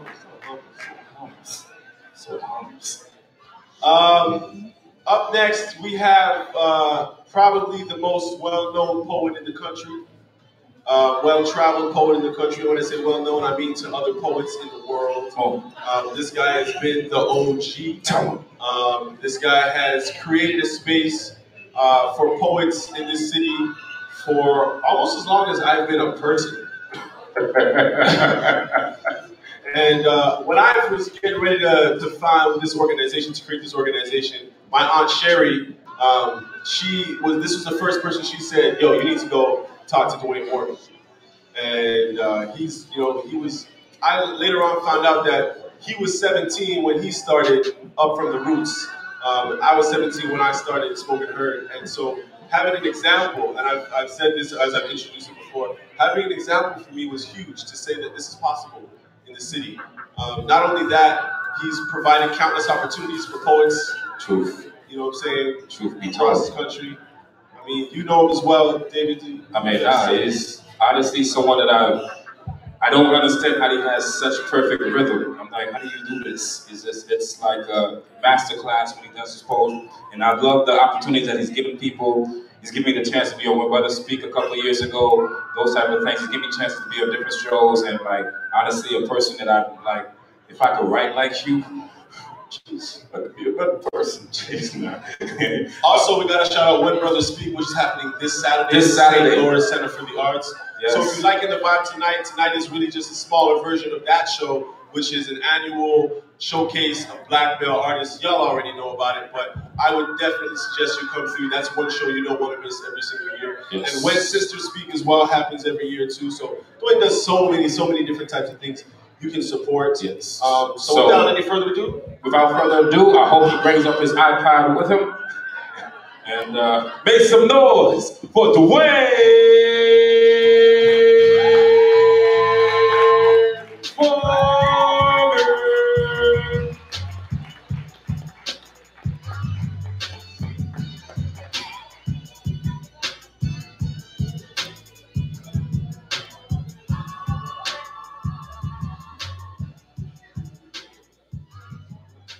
All right, how's everybody doing tonight? All right, so yeah, very, very happy that Jordon reached out and wanted me to be a part of this show and created this platform, gave me some time to come up here and share with y'all. So I've selected a few poems. Hopefully y'all vibe with what I chose for y'all tonight, and we'll just go into it like this. We are all the manifestation of our parents' thoughts and desires. Whether we are planned or the result of a one-night stand, and I've never asked the circumstance surrounding my conception. Because when you ask the questions, you can't hide from the answers, so I pretend as though I don't want to know. You see, my papa was a rolling stone, and I wonder if I too will follow the same path, if my home will be wherever I lay my hat and though I try. I can't understand how I'm supposed to take it when my mom tells me that I'm exactly like my dad because he brought her love and he left her with pain. Her version of what happened always has other names to be blamed, but you can't always be the victim. And even if you are, at some point, you have to recognize the part that you have played in your own victimization because it can't always be someone else's fault. And I have fought within myself trying to find the best way to help, with half of me hoping that one day she'll be strong and the other half wanting to hold her and tell her to move on because life moves on whether or not we choose to. And throughout my moving on, I've never had the best of everything, but I made the best of everything that I had. And my mom would probably kick my butt for coming here and telling me there was a time when our dinner came from the food bank, and I watched how that hurt her pride, and she denied herself to provide for her kids. And it would be a lie if I said that I never cried, because on many nights I did, but it was in those times that I offered up the most praise, because rainy days don't last forever. And the sun is sure to shine, so when people ask me why I write, it's because my life depends on it, and then try to master myself. I've become a slave to my pen, writing wherever and when God sends the inspiration, hoping to set my demons free, hoping to find peace, but inner peace is increasingly hard to find. I just want to be loved, not for who you think I am or who you want me to be. I want to be loved for me, a black man who's in love with his people, but not at the expense of his love for all people, because the price of hating others is that you love yourself less, yet hate runs deep in the hearts of many. I'm a black man who daily overcomes fear and shyness to speak in a world where it is far easier to remain silent. I'm a black man who's a work in progress. What you see is what you get, and by tomorrow I might have changed because I'm not too old to grow. Until God comes down and clutches me from this earth with his hands, nothing will ever stop the making of this man.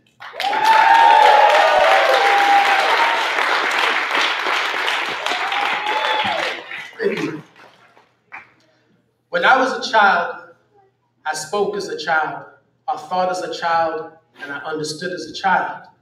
But when one comes of age, they're expected to do away with childish ways, yet some days I still feel as though I'm afraid of the dark. Because when you've convinced yourself that success is a part of your DNA, there is nothing that can prepare you for when life becomes a bully, kicking your legs out from under you, tearing you apart like strands from a double helix, leaving you with dementia, struggling to recognize yourself. You begin making cameo appearances in your own life, because sometimes it is easier to be a persona than it is to be yourself. So I keep my soul guarded, treated as though we're on death row, stuck in purgatory, trapped between who I am and who others expect me to be, stuck in this artificial existence where you can have over 10,000 Facebook friends and no one to talk to, where you can slip into a depression like your favorite outfit and have no one notice, lay a foundation while ignoring the cracks in your own, build a community while your world is falling apart, where you can travel so far from yourself that even your own laughter is foreign and needs subtitles. Skeletons have become squatters in my closet, setting up tents, treating my life like an Occupy protest. There is no pillow as soft as a clear conscience, so I spend my nights semi-conscious, tossing and turning, sleeping with one eye open, the other two closed before bed. I turn on the night light in my mind to illuminate my thoughts, because you've lost it all. Once your word means nothing, so I flip through dictionaries trying to find the meaning in all of this, but apparently there's no quick fix for getting off of this crucifix, for removing nails from your palms before they rust. This is for the poet who considered suicide when his poems weren't enough, for the one whose drive for perfection was so impaired that guardrails began to look like finish lines, for the one who too many times made wrong turns at the fork in the road, where you either stand and face your fears or you forever run from them. And I've unlaced my Nikes and I'm standing here in the dark, shadow boxing with my demons, hoping there's a cut man in my corner. Giving up is not an option, perfection no longer the destination. God's got a smile and I want to smile back, loving myself enough to dedicate every fiber of my being to my salvation, every tear I baptism, my flood now runneth over as I stand on the precipice of possibility, accepting both the old and the new me, embracing the new me in each new day, loving myself unconditionally, vowing never again to be afraid.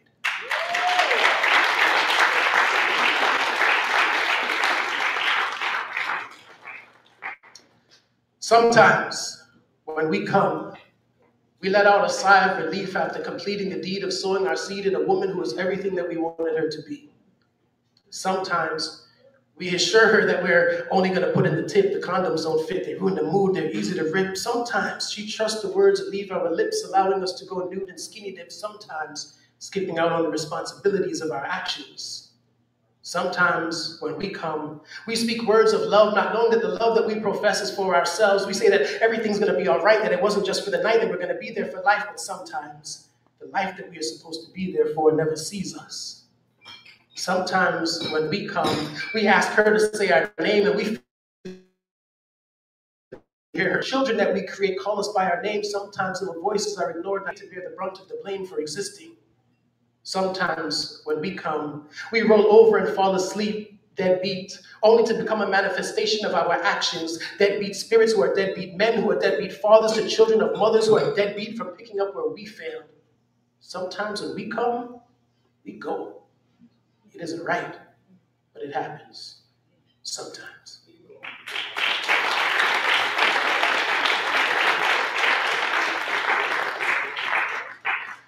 All right, so I went around the room. I think I gave most of y'all a flyer for When Brothers Speak, which is happening on Saturday. It is the largest spoken word show in the country. I have been producing it for 19 long years. And if you have the means to support, I would definitely love to see you out there. I don't remember what I was looking for when I came across an old picture of me. Blue plaid shirt, maybe 12, 13, smiling from cheek to cheek. Now, anyone who knows me knows that I don't smile like that anymore. I often wonder if I've ever mourned that young child. I remember the scent of young love in bloom, a botanical garden of possibilities, maybe 22, 23, 21 questions each night, conversations until sunrise, wanting things to grow. Wanting to know what makes each other tick, picking brains like flowers, exploring our spiritual beliefs, our upbringings, how our present is affected by our past, how things changed when my mom and dad split, what impact their divorce had, even though I acknowledged nothing like that. I remember the fear of becoming a father to my own seed, maybe 32, 33, wanting to be the best dad that I could be. I remember our little family falling apart and how it felt like I was playing a part in a play that I wanted no part of. I remember holding you in my arms and how you would scream at the top of your lungs for your mom, and she would tell me not to take it personal, trying to assure me that it was just a phase, but words couldn't erase the feelings of rejection and pain. I remember the rain. Sitting there at 42, 43, dealing with the effects of a new flame, wanting to flicker out, unsure of what these feelings were all about. I mean, love brings both joy and pain, and there's nothing that you can do to make someone stay. I remember 12, 13, my father's decision to leave and how that left me feeling unloved, unwanted, and abandoned. I sat there, 42, 43, feeling unloved, unwanted, and abandoned. 32, 33, rejected by my own seed. 22, 23, lies so deep I believe them to be true. And then I remember you. Your unconditional love, the smile that adorns your face, how I would do anything to keep it in place. It's funny how it can take 30 years to recognize the impact of your father's decision to leave on your need to feel loved, wanted, and accepted. So when I too chose to leave, I ensured that I only packed my clothes in my bag to keep your smile intact, so that even when your mother works my last nerve, I still remember and remind myself that you deserve to smile. I sacrificed my ego to watch your cheeks raise and light up your face, but still there are days when I tell you that I love you and you don't say it back. Too young to know the weight of a father's words that I never heard, but at 32, 33, I learned not to take it personal. But some days, at 42, 43, I still come across old pictures of me and wish that I could smile like I did at 12, 13. It's probably too late, so I've resigned myself to live vicariously, mourning all that I lost as a child. Every time your cheeks raise and you brighten my world with your smile. Thank you.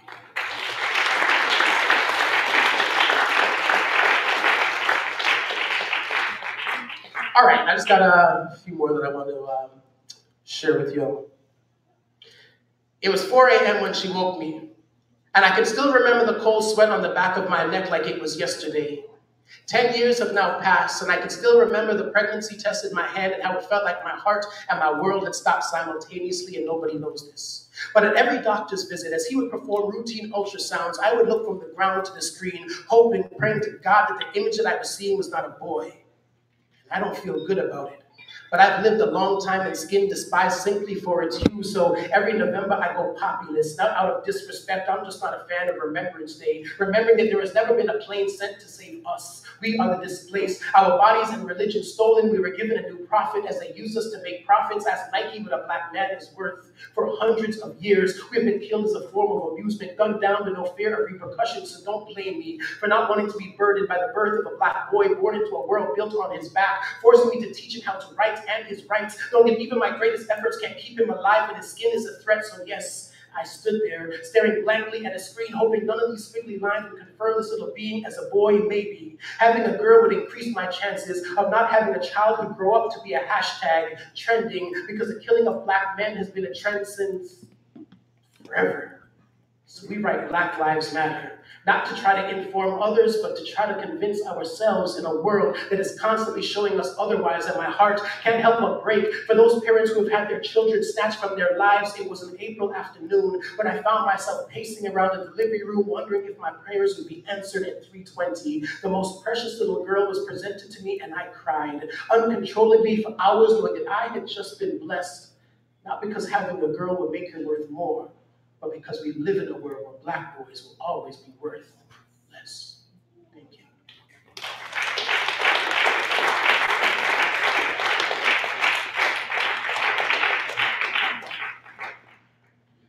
All right, so I definitely want to thank everyone for coming out, for supporting this event. I think it's very important, the discussions that we try to have. A lot of the poems that I've done so far have been, really heavy. So I'm going to do this next poem that is completely not heavy, and it's satirical. Because we're always talking about, women and body issues and body image and all this kind of stuff. And I remember I was on a plane coming back to town, and I was going through, one of these magazines, and all of the, cologne ads for men had these men that just don't look like any of my friends. I don't know no man that look chisel up like these men in the things. And I'm just like, yo, these guys are selling an expectation to women that is unrealistic. So I needed to speak out on what was really going on and how we were leading the community astray. So I wrote this poem called Armani Man.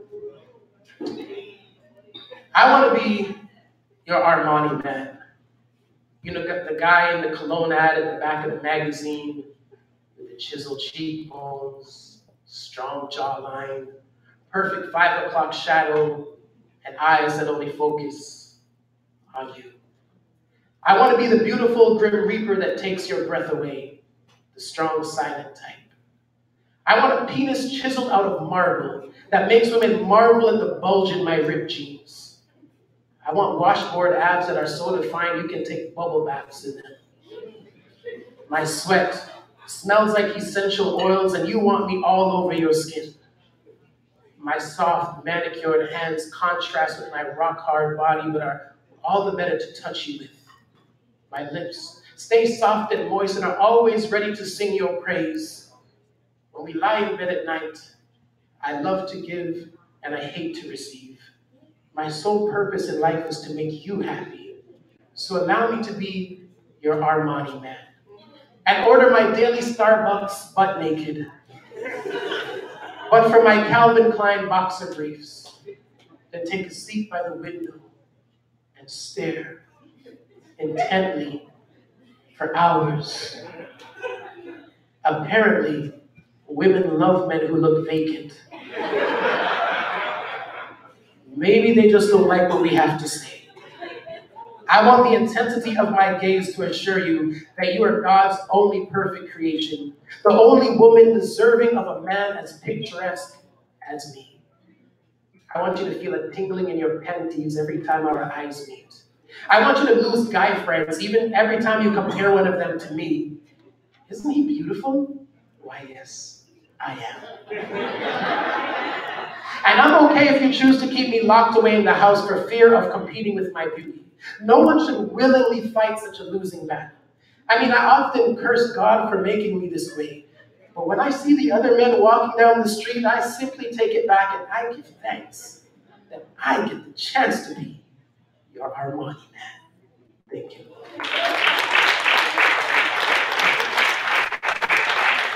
All right, so I'm going to do this last piece and be out of here. Again, I want to thank you all for coming out, for supporting this show and this discussion tonight. And yeah, this goes like this. On the very first poem that I did, I spoke about, not wanting to know the circumstances surrounding my conception. And then as I got, that's a much older poem. And then as I got older, I wanted to know, and I had to interview an expert on the topic. So I interviewed my mother and asked her not to go into too much detail. But I just wanted to know how I ended up here. And from that, a poem was born. January 1974. Two immigrant themselves from the Canadian cold, rubbing their bodies together like sticks in the hands of Boy Scouts, trying to recreate the Jamaican heat they had known well but had left behind. Paradise was now just a memory, tucked into that space behind the eyes, replaced by a reality of snow as they skated on thin ice as they tried to find this new life they had been promised and heard so much about.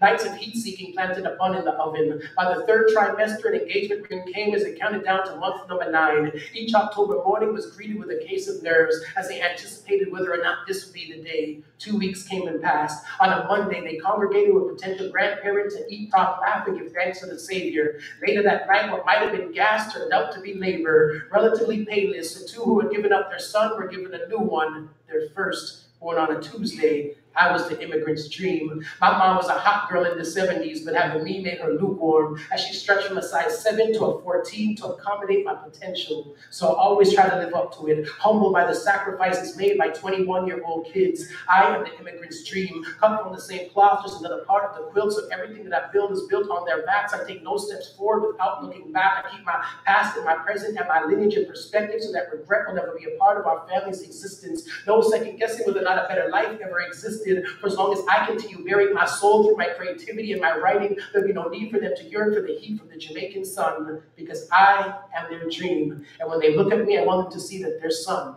is still shining. Thank you all very much.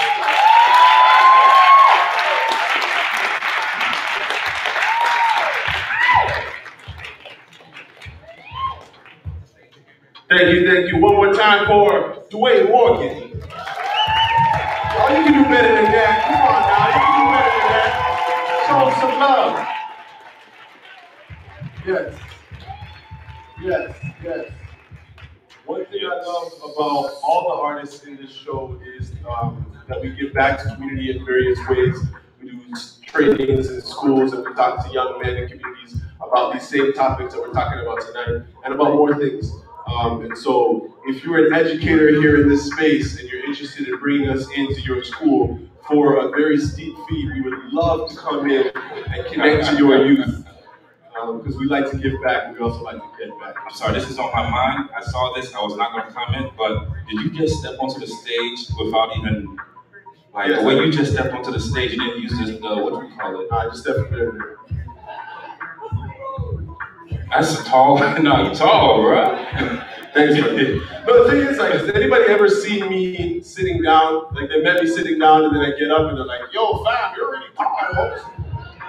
One thing I also hate about being tall is how short guys always come and try to tell me, fam, if I have your height, dog, if I had your height, I'd be in the NBA right now.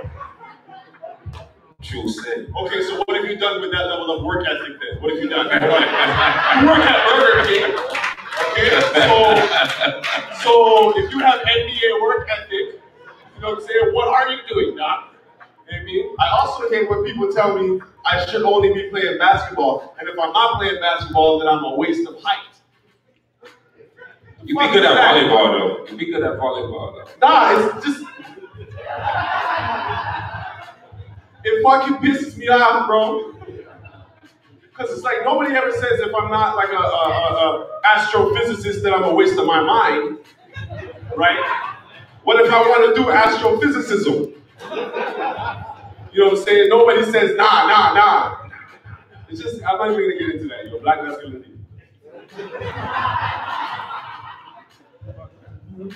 What we got next, man? Up next time we have a jokester coming back up on stage. The man has bare jokes. Bare jokes. We gonna come about. I have a quick story. A quick story. Okay. All right. I met Alan but I never met Alan. We was friends on social media, right? And then I'm like, man, this man's cool, man. He likes the things that I like. You know what I'm saying? Talks about basketball, talk about these different things. I'm like, I want to hang out with him. You know what I'm saying? And I was like, how do you so I kind of slid in the DMs. But I didn't know exactly how to do that. I was slid in another man's DMs. It's a weird thing. Hey, what's up, bro? I think you're cool. Want to hang out one time? I don't know. I kept backspacing so many times. Yo. Another weird thing about Instagram? Has anybody here ever noticed how the heart button is right conveniently underneath the send button? Okay, has any man done this? Accidentally sent some love to a guy? And then you have to take back, because black masculinity is so narrow, you have to take your love back, like, yo, fam, I know you don't need no love, dog. Here's some gunshots and some bullets and some fire for you, dog. My man for sending you love. I know you don't need that shit, dog. But we do need love. I apologize for giving black men love, is what I'm trying to say. It's problematic. Oh, the heart day, Instagram really needs to, because I've been miscommunicating my intentions. Gotta be light. I've been hitting somebody up on some business thing, and all of a sudden they see a heart, they're like, hey, spread love. That's what you gotta say, spread love. Yeah, that's real. We do this with love. Anyways, that's without further ado, welcome back to the stage, Alan Shane Lewis.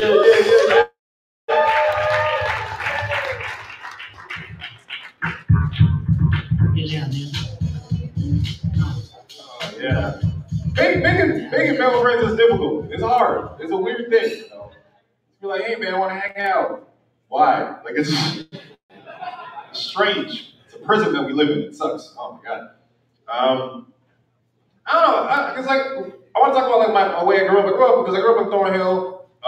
It was fun. It was enjoyable and it's hard. But like I felt like a lot of the time there was a lot of pressure being like a black ambassador. You know? Does that ever happen to you when you're like if you're at work, you're just like a black ambassador? People like, yo, what's fleet mean? Like, I want to tell you this right now. You know? I always felt like there was a lot of pressure on my shoulders as a black ambassador all the time. And there were so many things that I did in my life that I just avoided out of detriment, you know? Like I didn't order chicken in restaurants with my friends. I just refused to do it. A little bit of laughter, wouldn't you be like, what do you want? I want the chicken? Fuck out of here, you know? Terrence, get out of here. Specifically. It was hard, man. It was hard. Like I wouldn't order chicken in restaurants. I would never do it. Even if it was like at a wing place, I wouldn't do it. It'd be like, ton of fish y'all got. Like I was just in my mood like that. From one time, this waitress, she almost caught me. Real shit, man. She came up to me, she's like, what would you like? And I was like, the chicken with me. Like, I'll have the chip.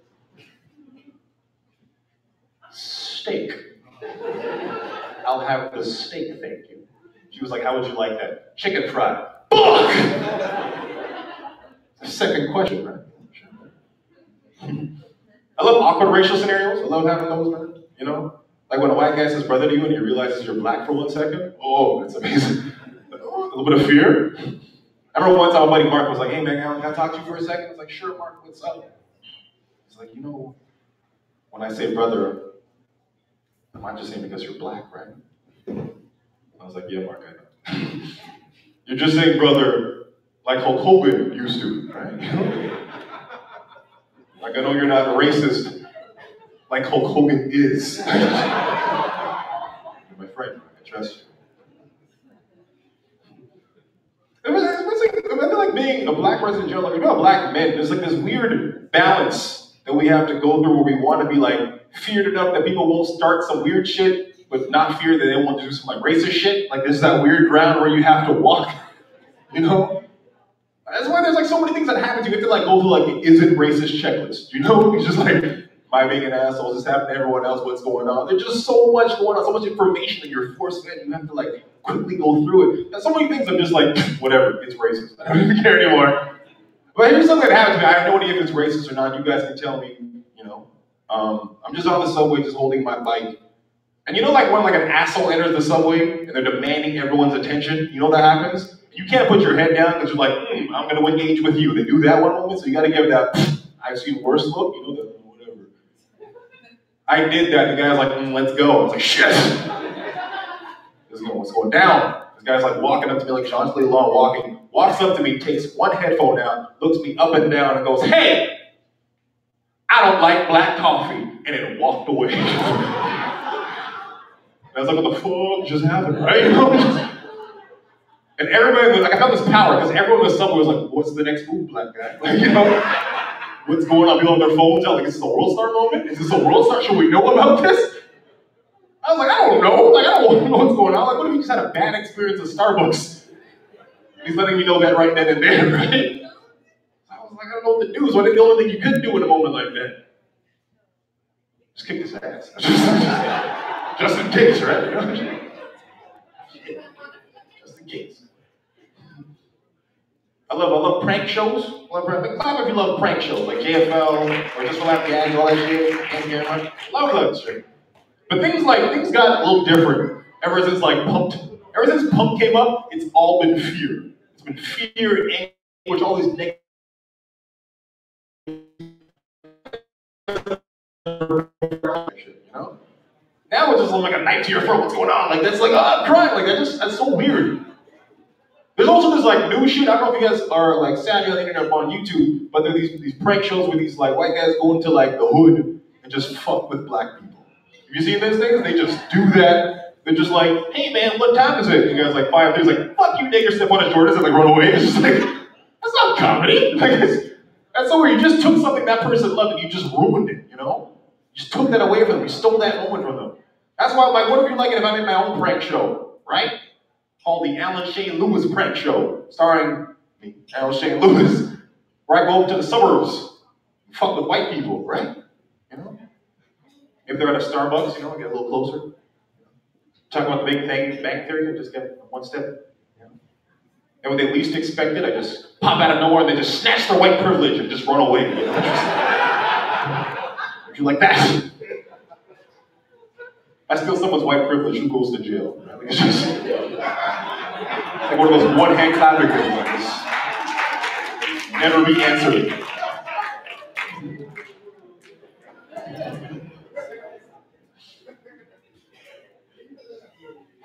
I like smoke weed. Make some noise if you smoke weed. I guess, I feel like it's not even, okay, 1, 2, 3. That's cool because I'm a cop. It's a labyrinth thing, man.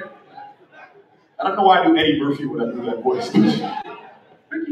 But I like smoke weed, man. I like smoke weed. My favorite thing to do is to smoke weed until things aren't okay. You guys know about that? Like you're smoking weed, shit's fine. Then it's just suddenly not for some reason. Like you smoke yourself into the sunken place from Get Out, you're like, oh shit. Like you just, I work my way out of this one. I'm doing that shit. I'm doing like edibles. You guys know about edibles? It's like concentrated weed. They put it in different products like gummies, cookies, and you could never know how like concentrated these things are. They're just like so powerful. One time some guy gave me a weed cookie. He was like, here's some clear instructions. Only eat half, don't eat more than half. And I was like, I know more than you, drug dealer, right? I'm not a drug dealer, you know, right? So I ate the whole cookie in defiance. Half an hour goes by, I'm perfectly fine. I don't know what this guy's talking about. My tolerance is amazing, right? Guy's hour of one hit. Just walking down the streets of Young Street, just going.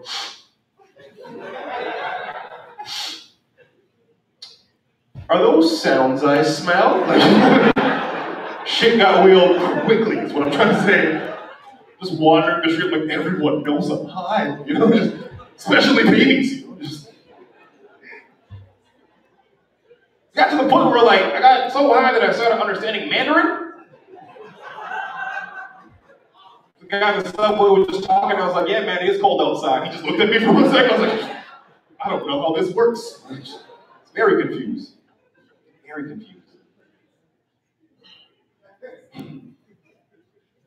Donald Trump, that's a guy. I'll be honest with you guys, I did my showcase set for the first 10 minutes, so everything else was just random jokes with no flow. So, buckle up. Yeah, Donald Trump, I don't know, I just really dislike, I just hate Donald Trump. But there's one thing I will defend Donald Trump on, right? Is that, you know how we always bring up the fact that he won the election? Okay, I get that. Because if I won the presidential election, I want everyone to bring that up all the time. Like if you brought me up on stage like, this next person won the presidential election and shouldn't have, give it up for Alan Shaver. I would want you to bring that up all the time. And there's one silver lining with Donald Trump becoming as president, is that now we know that nothing is out of the realm of possibility. Like nothing. Like anything you want to do in life, do it. Or whatever you want to do when you were 6, like what did you want to do when you were 6? Like astronaut, do it now. Tonight. Me and you, let's do it. Well, why not, right? You know what I want to be? Power Ranger. I defy you to tell me why I can't be a Power Ranger. Why? I'm not a teenager with attitude, is that why? By the way, that was the only criteria to be a Power Ranger. Did you guys know that? The theme song was like, find me 5 teenagers with attitude. It's like, fighting powers? No, just attitude. They'll figure it out. They'll figure it out, man. You know? My favorite thing about that Power Rangers was the black Power Ranger. Remember him? Zach. Like when he did this and the thing he did. That's so weird. Like, I'm a black guy in the 90s. What's up? Like, this parachute pants. It's so fantastic. Shit. America is like, they're just redoing everything. They're rehashing everything. Hollywood and Nazis, they're just redoing everything. Like, fuck, isn't it weird how it's a controversial opinion to be okay with Nazis getting punched? Like, I'm not advocating violence at all. But if a Nazi gets punched on my phone, I'm just gonna pretend to not care like I'm at a child's recital. Like, you know, I'm just, whatever. Hopefully justice happens, you know? It's so weird, man. And here's why these new Nazis are worse than the old Nazis. Because like the old Nazis didn't have the historical context of what it means to be called a Nazi.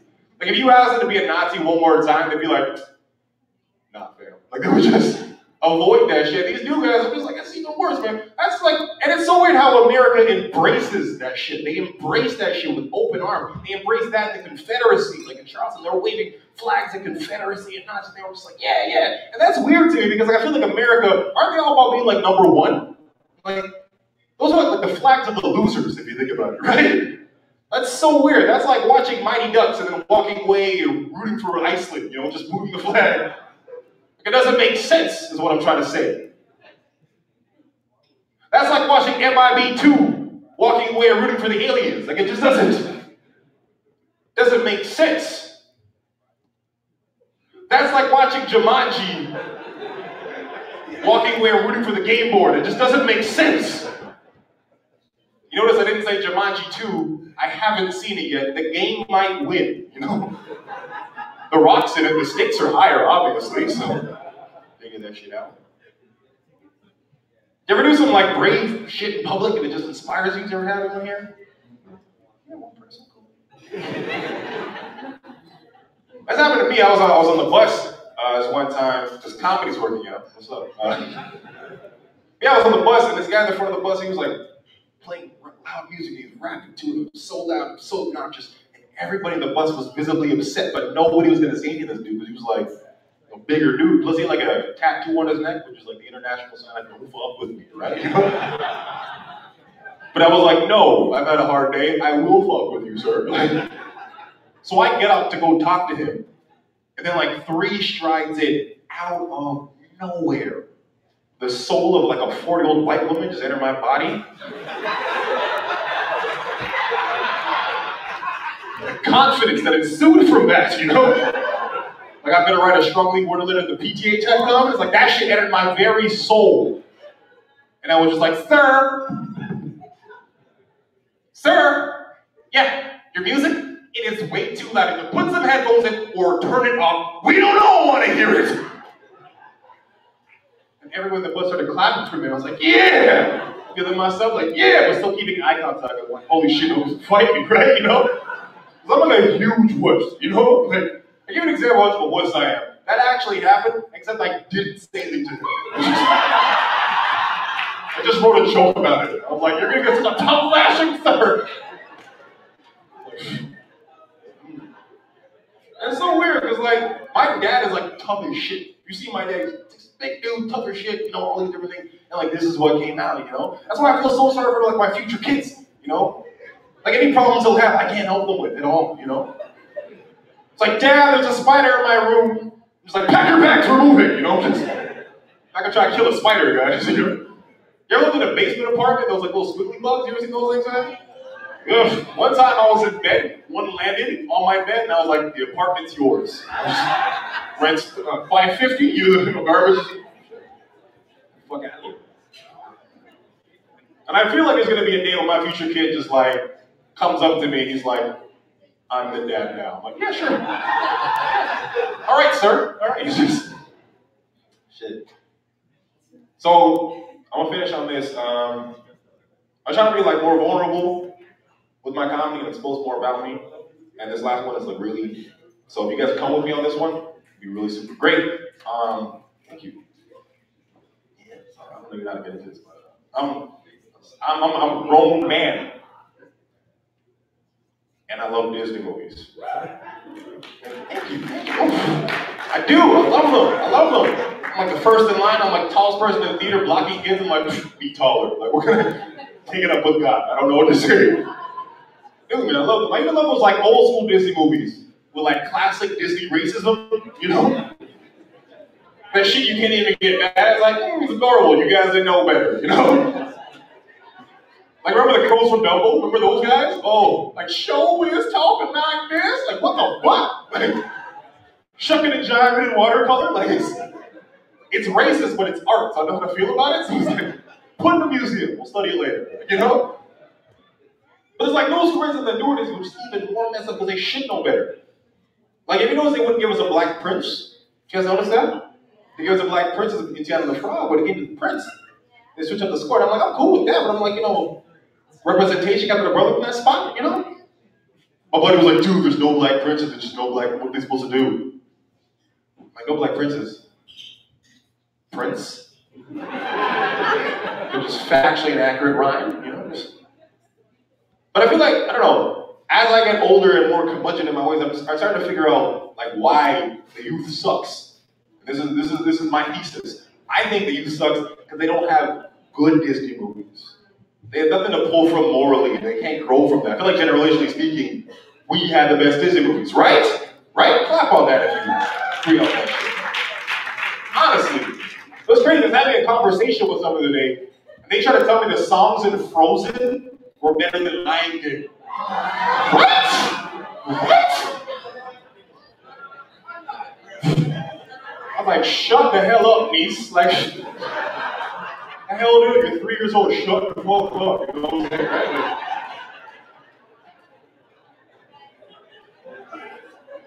I immediately took away her Christmas gift. Immediately.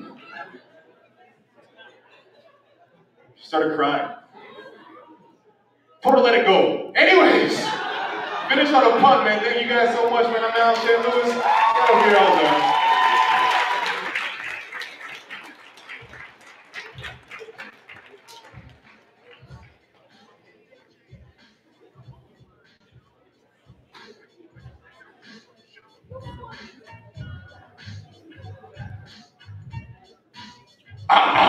No recipes. Sorry. Start with my Scarparianisms. So we're gonna have a quick intermission.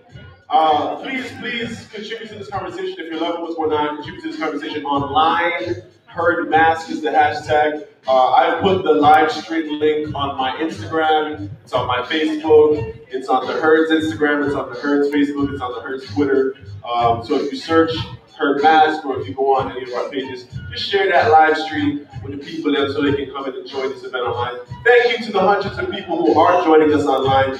I love you all. You know what I'm saying? Bless up yourself. So, intermission team? Intermission team. All right, so. I can't even say teams properly. I have to work on my team. Is it the Haitian team? What? Is it the Haitian team? Haitian team? Yeah. You know what? We're gonna have to work on this. All right, y'all, 10 minutes and we will be back.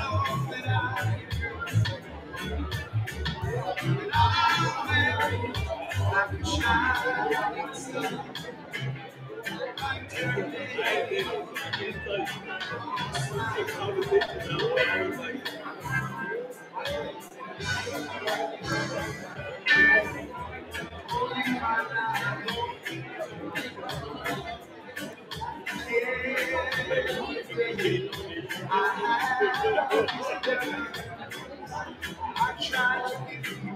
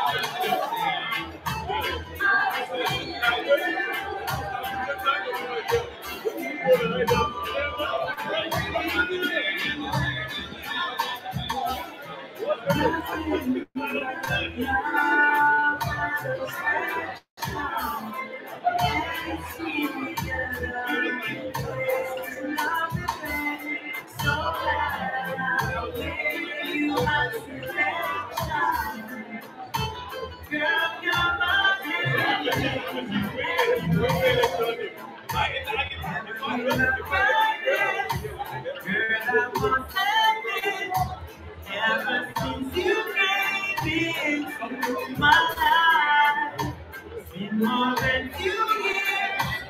There's no one compares to you. So I realize the way you got me feeling. It's not a satisfaction.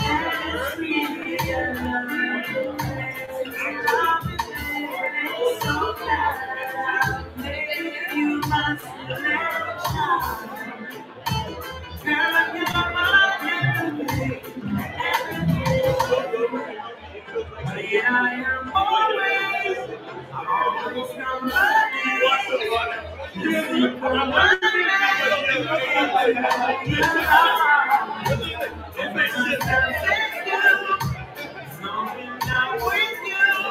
it's true. Could I really love the way you got to be? Nothing but love and affection. And it's really a love. So glad I made you my selection. Girl, you're my everything.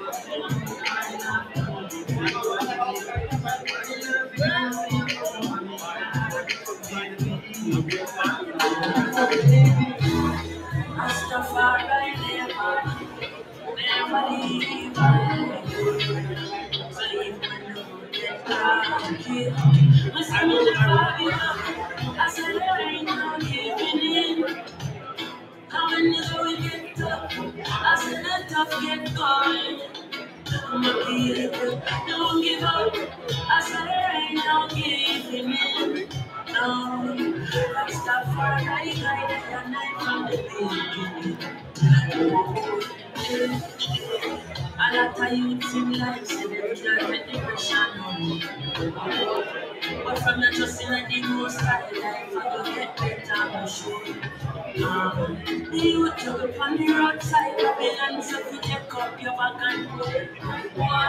No, but we still not give up, so we solid as a rock, like a lion, still not give up. I said there ain't no giving in. And when the going get tough, I said the tough gets going. Want to play your fruit, don't give up. I said there ain't no giving in. Rastafari guide the night from the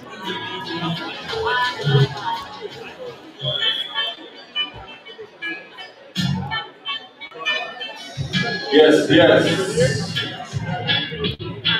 I know everybody have to feel good right now. You have to feel nice here in the presence of beautiful black people. So if you're feeling good, let me hear you say, booyah! Booyah! Thank you. I appreciate that. That would have been very underwhelming without you. So we're gonna get it started again with another panel discussion. So I'd like to welcome everybody to I look very anxious. I'd like to welcome everybody to their seats. so that we can get it started. I'd like to welcome Brandon Wint, Delisca, Jordon, Henry, Alan Shane Lewis, and of course, our OG, Dwayne Morgan, to the stage. And we're going to have a conversation about healing. That is the topic of this next panel. And I hope that it's a productive conversation. And I hope that we honor everything that we said at the beginning around rare space. Yeah. So real quick, if you're in this place, let me hear you say, hey. Hey. Ooh, that sounded nice. Somebody say that in the mic. Did you say it deep? We had some levels to that. I'm not gonna lie. If somebody came up to me and said, I think I would run. I think I would run for sure. Actually, I don't think I would. I know I would run. I would run my shoes off. So, sometimes I get bad gas. And as a black man, I feel like my society doesn't create the space for my flatulence in the same way. You feel me? And we gotta talk about these things. We gotta talk about these things, you know what I'm saying? Because I should feel like I have the right to smell however I want to smell. And that's just... Hey, oh wait. Does anyone agree with that? Does anyone agree with that? Can I get some finger snaps? Just finger snaps? Okay. Thank you. Thank you. All right, people. All right. We're a gaseous group. We're a gaseous group. And I just feel like that's one of the things about masculinity we don't talk about enough. So with that, I'd like to welcome Jermaine Henry to take that and try to make sense of it. All right? Do I speak or something? Hey-o. Okay, we're still here. All right. Thank you so much for coming back to our wonderful panel with these great gentlemen. We're going to get straight into it. JV, I don't know if you want to switch positions. You want me to be on the floor and going to the people, or do you want to still do that? Well, you are using the cordless mic. I know. So you have the power to do that. To make that decision for yourself. But you know what? It's shared power because I'm asking you. I appreciate that, brothers. I appreciate that. So check it out. What do you feel like you should do? I've never been asked that before. I'm gonna be down here. I thought so. I thought you'd be more comfortable like that. All right, then I'm gonna talk about healing though. Remember, we talk about healing. All right, cool. I'm gonna head to the thug stool over here. Did you back it up? Do I have to do it right now? All right. So healing. I'll tell you first and foremost, I think the single most important thing in the black community and the black diaspora is healing. You got a lot of snaps on that. Thank you, man, for acknowledging that. I think healing happens on many different fronts. I can say for myself, I've dealt with chronic illness. I've dealt with different experiences of trauma in my childhood and in my adult life. I've dealt with reconciling things in my own mind and the emotionally self-mutilating practice of masculinity. I like one of the quotes from Toni Morrison that I always speak about in schools is the first step of patriarchy is emotional self-mutilation in young men. I think at the age of 5 or 6 years old, we all start to try and figure out what this idea of being a man is. And I'm going to talk a little bit more.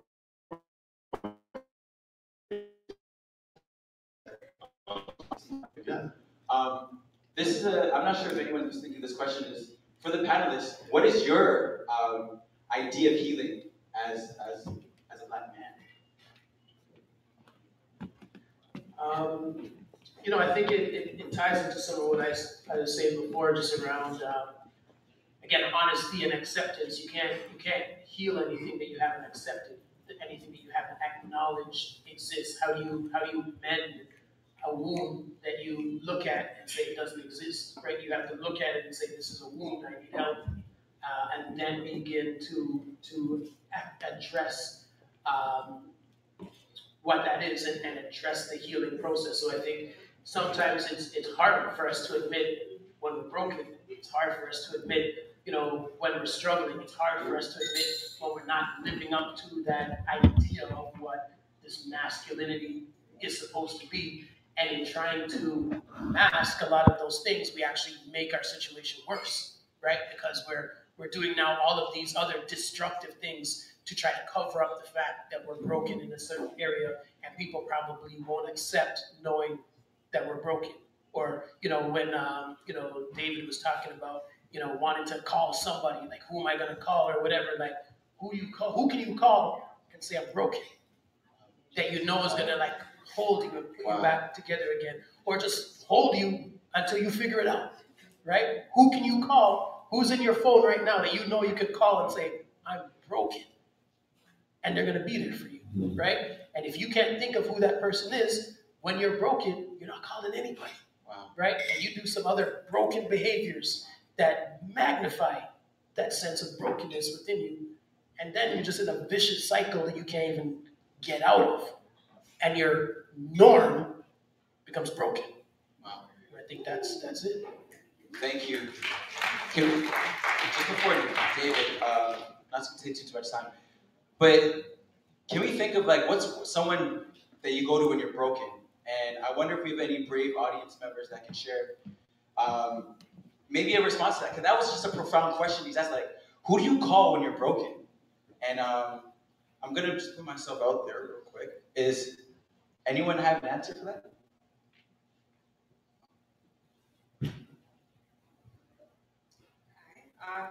I immediately thought about my mom, and like she's relatively young.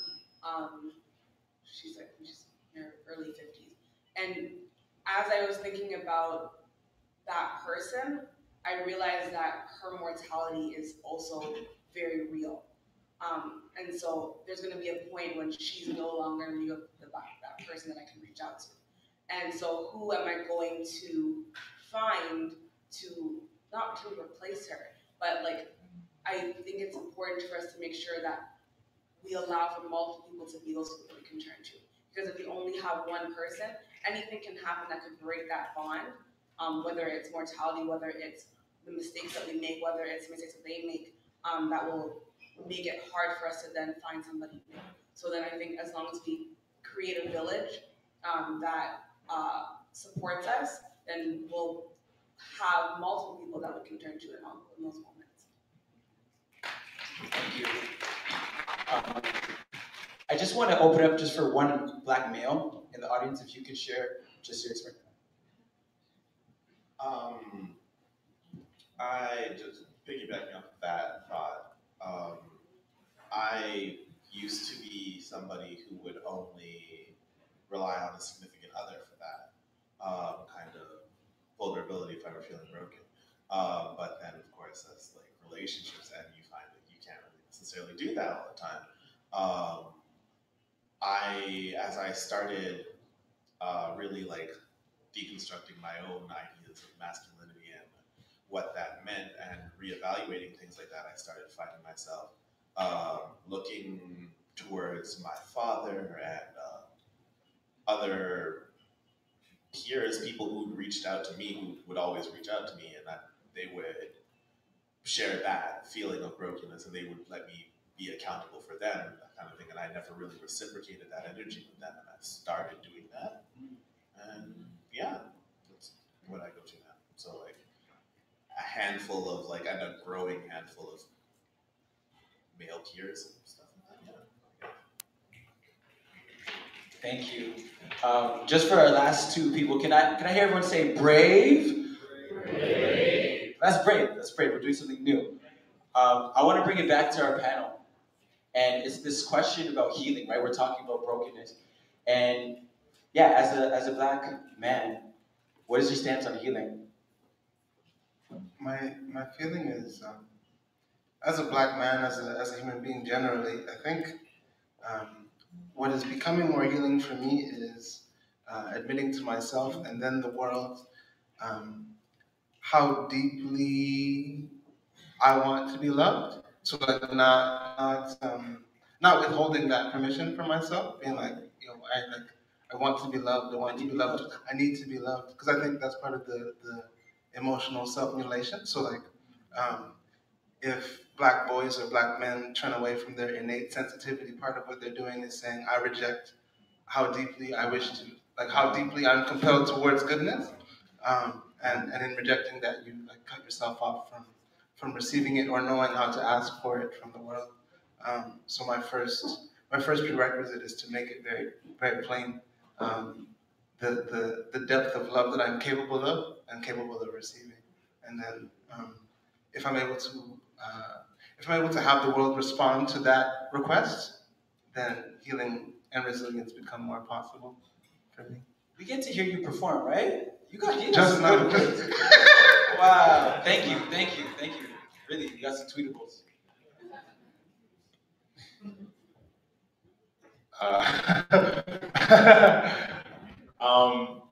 I just think as Black people as a whole, we have a very innate nature to like take trauma and make something better from it. Like, if you give us the worst food, we'll make, sauce and chitlins, and we'll make things out of the shit you give us, like hip hop, jazz music, all these things were a response to something that came up. If you don't fix our communities, we'll speak about it in a certain way.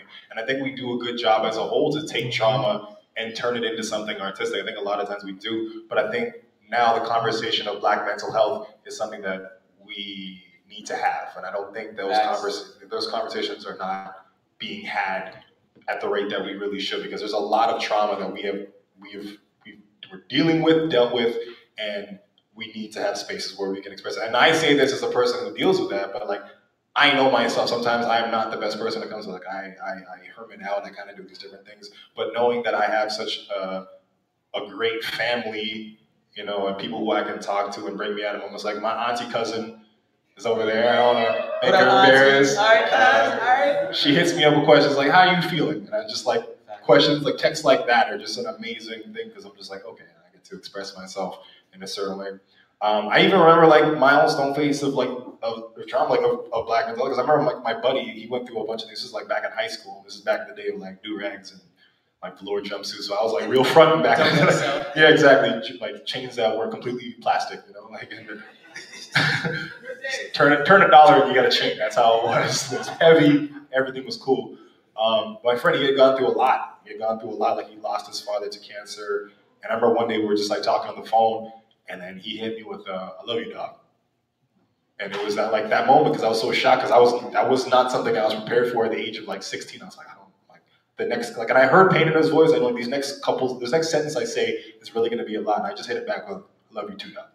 And that was like a moment of like, was that enough at the time? But like later on, I look back, I'm like, okay, that was something that I did correctly in that moment in time. And it's something that I look to and try to like inspire myself, because like a lot of times you don't know who's hurting and what they're going through, and just being that type of ear, and just being there, and it's just always good. So simple. If you think it's simple, it's probably monumental in that person's life. Wow. One thing I just wanted to highlight real quick was having these conversations at the rate. And I think that like we're having the conversation, but we need to be having more about healing. And that's why I really, not to pick up anyone, but thanks JV even for just setting this out, having this conversation. I know you're going through your own thing. And yeah, I'm not sure if you want to even answer that question. You answered a little bit before, or if you want to go to the next one. Yeah, Brandon has a really dope question to ask as well that I think is really vital to this conversation, if you're still cool with that. But yeah, for myself, I went to Costa Rica in May, and I stayed with this amazing Jamaican family there. There's a big Jamaican diaspora in Costa Rica, and they own a hostel and a space that I'm hoping to open up to other people from Toronto and invite you guys to come and check out natural medicine. And they had this understanding, this relationship with the land. And I kept thinking, like, my people, people from Toronto, people from the US, who were, our Black people are responsible for the agricultural revolution in the last 500 years. We're responsible for jump-starting Canada and US and European economy with more than $50 trillion worth of free labor on this land. Yet, in 2017, so many of us have zero relationship with the land, have zero understanding of how to exist in this natural space. And I feel like that's a big problem, not just for our physical bodies, but as well for our minds and our spirits. I know for me, I get a lot out of going out in the sun and having my feet in the grass and feeling the melanin interact with the sunlight. And I wish that for people, I wish that people recognize the urgency of that, of protecting our earth, you know, and understanding that we as Black people, we have been here for hundreds of thousands of years, and we have kept this earth in relative good condition. And very recently in recent human history, you know, the ecology of the earth has gone down. I don't know why I decided to go focus. If you really know me, you know I'm a nature head, you know what I'm saying? But sticking with that idea of healing, I really believe that one step that we can take as a people is to find our relationships, to reconnect to the earth, and in the same way reconnect to each other, you know, and understanding what the earth has to offer us. Not just physically, but spiritually and emotionally, and all those other ways that we engage with the world around us. Word. Do we mind if I answer this question real quick? Is that cool? Love to hear from you, Jerms. Thanks. For me, I don't focus so much on Black masculinity as much. But when I think about just my own personal healing, in the last few years, I've gone through a lot of trauma when it comes to young people taking their lives, family members going through and dying, and like just trauma, and even just seeing Jermaine Carby really hit me. That whole thing that happened, that really hit me personally, right? And in order for me to heal on this journey, right, I've definitely used music, I did spoken word, that's cool. But for me recently, and I don't get this permission a lot, and I do it in my brave spaces, is I get to cry. Like, I think we don't cry enough as a society, especially as men, as Black men. Like, when was the last time you had a good cry? I cry often nowadays. Okay, these are probably the wrong people to ask. I watch This Is Us, so I cry. We're artists still, I don't know what you're saying. But yeah, I would love to, so that's my 2 cents, my Bitcoin, my Ethereum. And I know David didn't answer. David, you want to answer? Or do you want to move to the next question? I can answer. Okay, sure. I think a lot of times for my healing is I had to remove my pride a lot of times. I think about one time where anytime I get so stuck about something where I'm just like stagnant, I think about one time when I was in 6th grade or 7th grade, and I got in a fight with my best friend. And it was over something childish. He was throwing frogs up in the air and whatever, and stuff, you know, little kid stuff. I don't know why. and he was just doing random stuff. And I'm not minding no business into it. But he spit, he spit up in the air, and you know what comes up comes down. And this is like the beginning of the school year, and it lands right on the back of my pants. And these are brand new pants. They're navy blue, so the contrast. You know what I mean? You can see just the glob. You know what I mean? And truth be told, I did not care. I mean, I wasn't, but everybody else was like, "Oh, he spit on your bare." It was like, he spit on your mama's brand new pants. Oh man, you gonna let try your mama like that? What am I going? And so, subconsciously, I just started listening to everybody, and then I walked up to him, and I did the most telegraph haymaker of all time, and just slow motion, you know what I mean? And he just what is this? And he came back with an uppercut.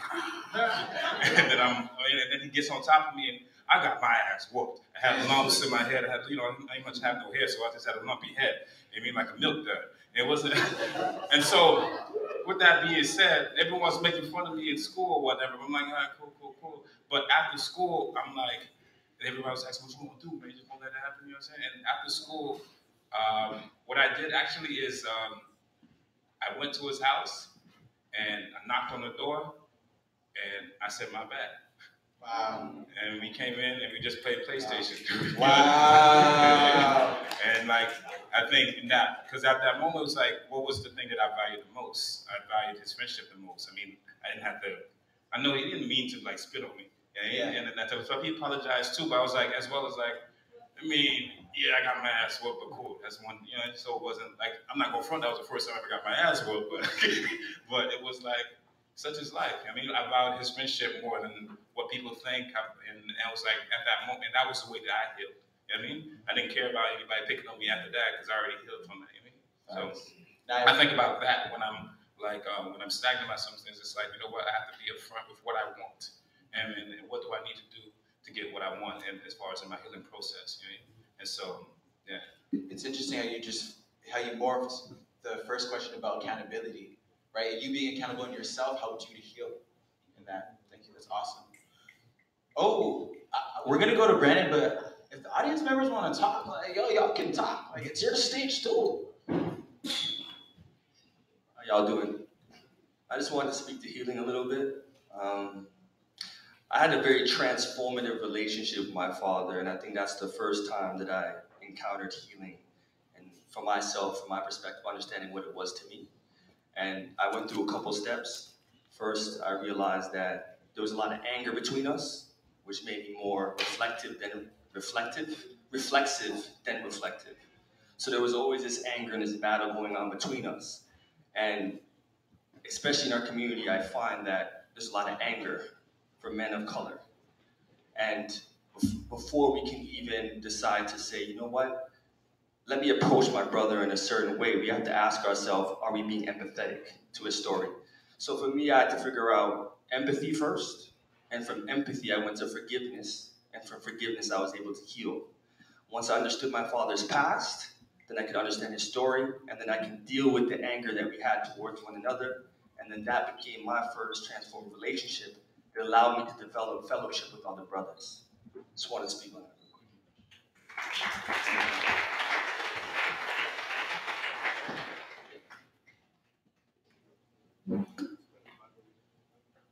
Thank you. I'm not sure if any of the panelists want to just respond, or we'll go to the next.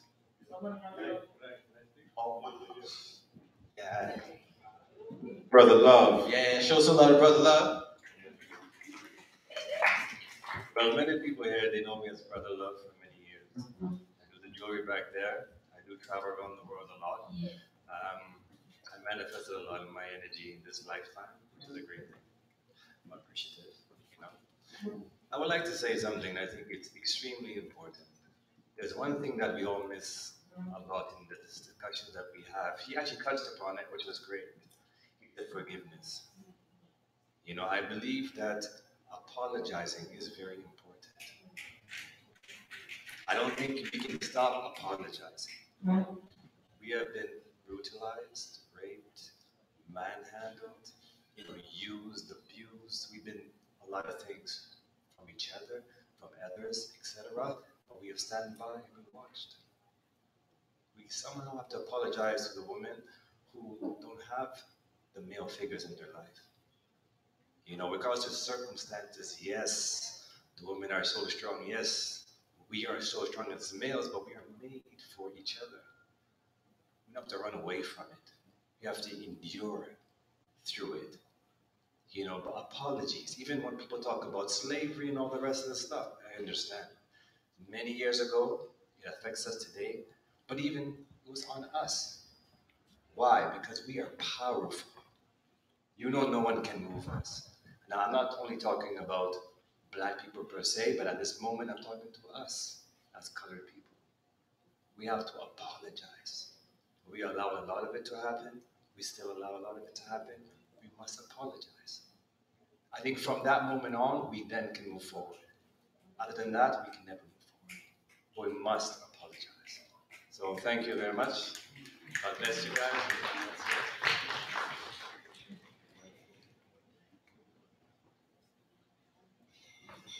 Wow. Sorry, guys. Sorry, before we go on, I feel in my spirit, think about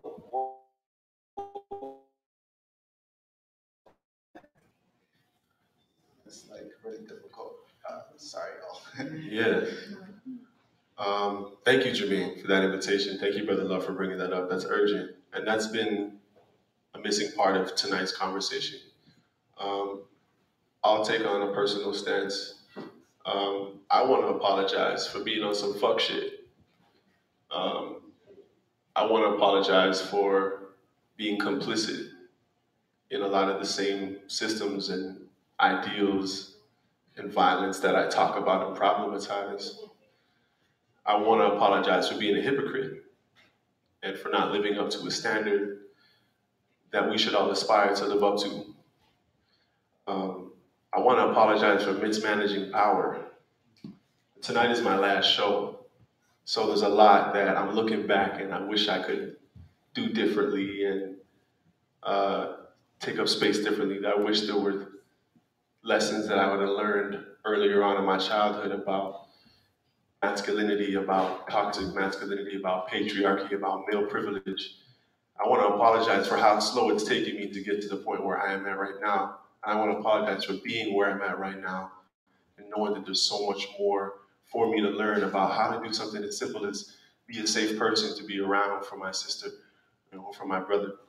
So those are some of the things that are on my heart and have been on my heart for a long time. So yeah. Thank you. I'm not sure. How do we respond to that?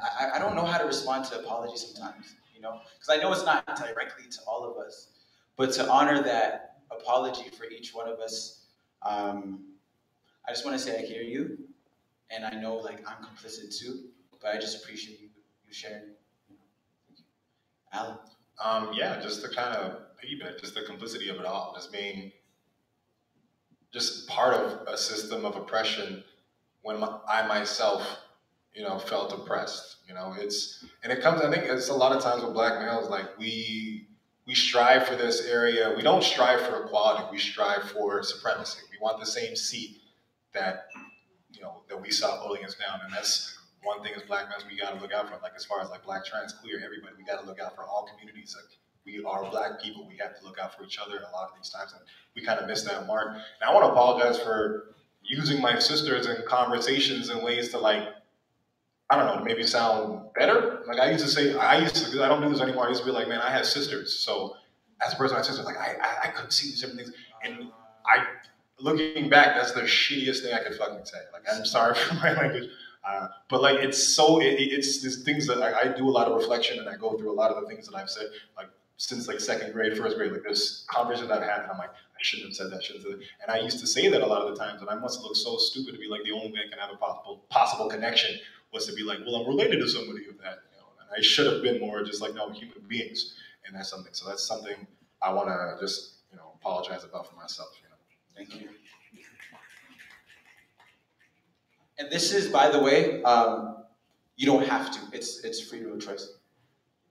Yeah, I was thinking about that particularly because it's kind of it's a rough, you know, like when you're a kid and your mom is like, hey, say sorry to that person right now. Exactly. And you're like, you know, I feel that it is an interesting context I feel that to rush towards apology if I don't genuinely feel it is worse than not saying, like it's an offense on its own. As I think about it in this moment, what is most genuine for me right now is to say, I have been wrong before in my life, and my apologies have been imperfect. So like my apologies have been selfish. I wish my apologies. Yeah, I'm thinking of one person in particular. I wish my apologies could have been less selfish, more receptive. I wish my apologies had more ownership in them. Yeah, I guess what I'm expressing is that I have a complicated relationship to apology because I want to understand my wrongdoing without making space for guilt, because I feel like guilt is like one of the least constructive emotions that we have. Sorry, can I challenge that a bit? Please. I think guilt is actually good because it shows you that you've made it wrong. You have a moral standard, and when you violate that moral standard, you feel guilt. I think shame. Shame is that I am that action, and when you put that shame, that's where you put that mask. Cool. So yeah. Cool. I appreciate that. Thank you for that clarification. Just to add to like, because that's something I definitely had issues with, and I, through reflection, and I'm not gonna lie, I do psychedelics. They're fun, but there are moments of peak spirituality in your head where you kind of have these. And anytime where I felt that I don't know why I'm apologizing. I've always asked that person, okay, why do you feel this way? Because sometimes you don't feel like apologizing, but you're like, well, how do you feel? And their feelings are 100% valid. And you ask to kind of question that, and that's when you can figure out why and where I have to apologize from. That's usually something else. So, also psychedelics. Thank you. I'm just aware I haven't heard, Dwayne, your voice in a while. You don't have to, like I said, it's freedom of choice. Thank you for that point. I just felt in my spirit after Brother Love spoke. But any thoughts on apologies when you think about Black masculinity? I think for myself, in a situation like this and really having to think of, apologizing, I think the most important apology that I would give would be to myself for not always loving and accepting myself the way that I deserve to be loved and accepted by me. And when you operate from that place where you're deficient, you end up hurting a whole bunch of other people, right? Because you're trying to find your wholeness in all of these other destructive kinds of ways where if I was able to love and accept myself the way that I deserve to be, I could have spared a whole lot of other people, having to go through and deal with certain things that I put them through because of the deficiencies that I had. So the greatest apology I could give is to myself, and then by proxy, that would extend to other people who have been harmed in any kind of way in dealing with me when I'm not in a whole state of being. And the ricochets. Thank you.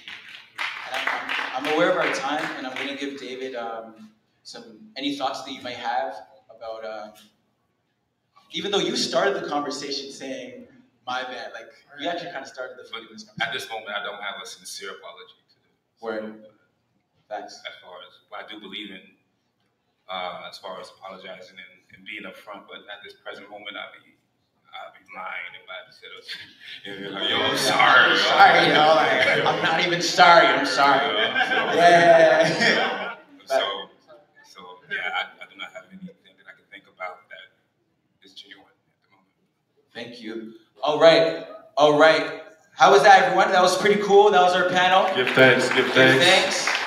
So we want to invite y'all to continue this conversation. I know there's probably a whole lot of things, thoughts, questions that you didn't get to say. This is why we try to engage online so the conversation can go and extend beyond this room, beyond this space. So we have 2 more sets, Brandon, Wint, and then myself. I'm very, very excited to get up and share some poetry with y'all. I hope you guys are here by them times, but understand for those of you that have to leave, you got work. Thank you for coming out on a Tuesday night, but that's not a good night, definitely not, because we got 2 of the most amazing poets coming up next, yourself included. So thank you to the panel. Make some noise for this panel.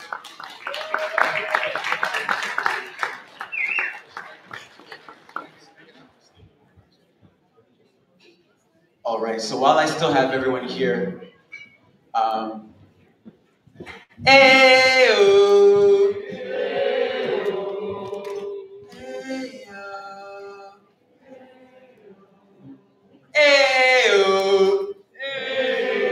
okay, we're still in the vibes. And we're just getting clear to the stage. Are you going to be introduced? Just grab the chair. I will introduce.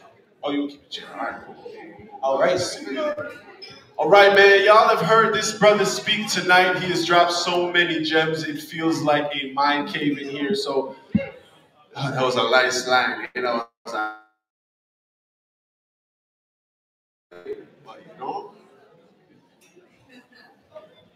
I'm not.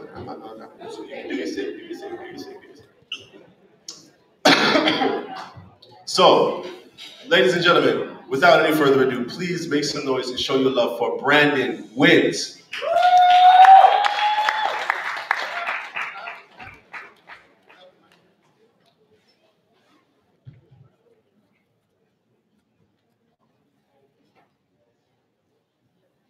Hello, everyone. How's everybody feeling? Okay, that's cool. Okay, it's fine. It's late.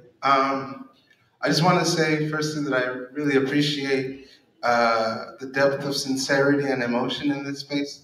I am a stranger to just about all of you, but I feel that I've been very well held in this space, which I deeply appreciate, so thank you all for holding me. It is my honor to be able to speak today, particularly on subjects relating to healing. I'm going to do my best to do that. A lot of the poems that I have today will circle around the topic of love, and it's not because I intend always to write love poems, but because when I was young as a poet, I understood that love is like the highest truth. And so if I'm trying to be honest and truthful in my poetry, love is the catalyst for everything that I'm saying. So you will feel love, hopefully, in my set. Are we ready to go? Can I just make some noise or something? It's been such a thoughtful, reflective space, you know, and so it's hard to rise in a certain way because we've eaten so much together, you know, we've nourished ourselves in so many ways already. So, has anybody in the room ever been in love? Oh, good. I asked that question in Montreal 2 days ago and nobody made a sound, so it was very sad. But one thing that I know about love, or one thing that I think I know about love is, divinely speaking, love is here to like instruct us towards the truth. And so while our society does a lot of talking about romance, romance is a beautiful thing, and then like you meet someone and you're like, oh, I have a romantic inclination to this person. I think we're going to be in a relationship. And at the beginning, it's all like bubblegum and raindrops, and it's all good. But there's like a level or a texture beneath that that says, like, if I continue to look at this person, my life is going to change because the truth of this person is going to reflect the truth of me, and I have to be ready to see myself. And so every time that I've been in love, I have grown a whole lot because, you know, love will destroy me in order to build me up. So that's what this poem is about. It's called Arson. You guys are very kind. Thank you. Thank you.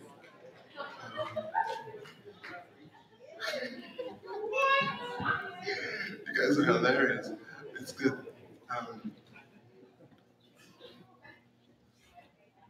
You have disturbed my heart, but I made of that heart a red bricked house where the doors fly open and the hinges rust whenever you offer up my name. I wrung my sadness into a bucket of tin and hid it behind the shed.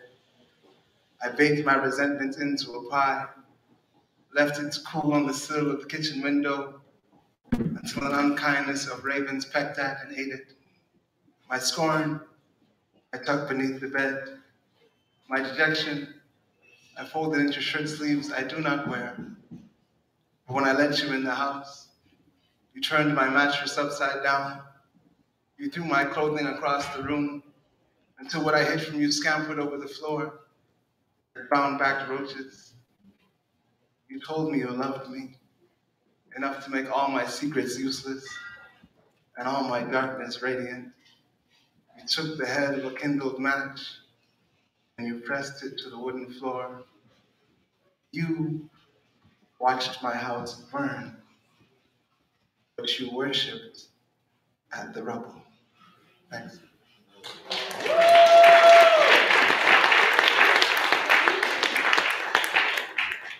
One of the things that tonight is making clear for me is how valuable it is to have conversations about love and healing and just whatever is true about the human condition.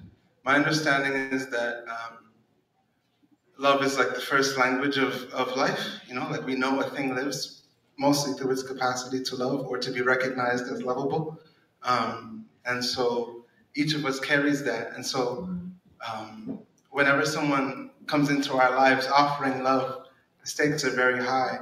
But in our society, we do such a terrible job of talking about love or about reconciling the many ways that pain inflicts itself upon us, that whenever someone offers love, that person is often looked upon with like skepticism or danger. It's like, oh, love? You have love? Oh, don't come around here with love right now. I'm trying to live a smooth life. I'm trying not to have any complications. And so this poem is just about the the experience of having love to give and understanding that many of the people that you want to give love to have had their hearts broken enough that love is hard to receive. It's called breaking.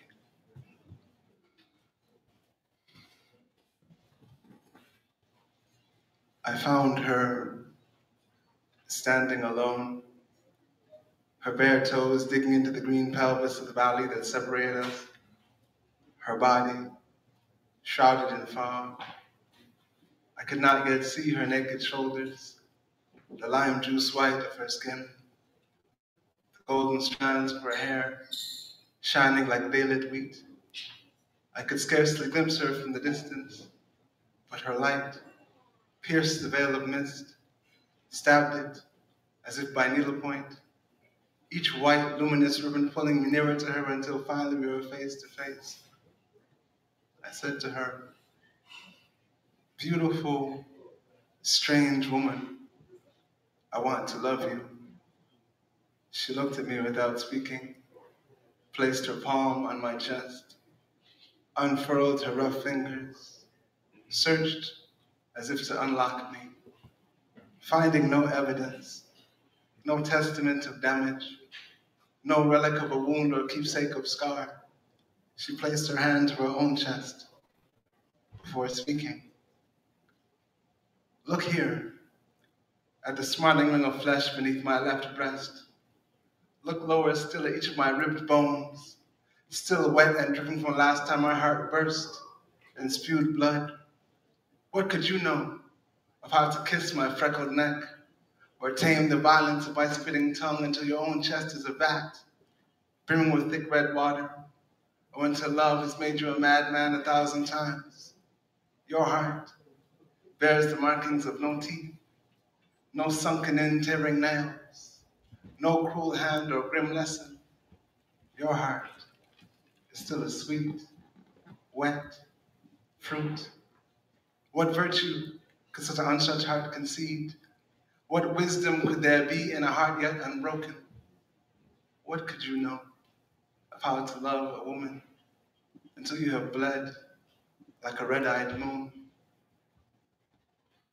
Well, what are my words but debris? The fragments of a broken silence falling into the open vases of your ears. And what is my courage but the veil of fear broken again and again and again until broken beyond recognition? And what do you know of that mid-September day when my tiny head first broke into light? Do you know they tried to stop me? Tried to force me back into the swell dwelling of my mother's womb as though hers wasn't a labor of love? What then is my entire life but the grace that follows a breakthrough? I am but a child of the same thread that makes sunlight break the overcast of clouds, or that makes the joyous break into song, or the baby break into laughter. If the only wisdom I need in order to love you is knowledge of how to break and how to mend, put your undefended heart in the nest of my two hands, and let me show you what it is to break and what it is finally to heal.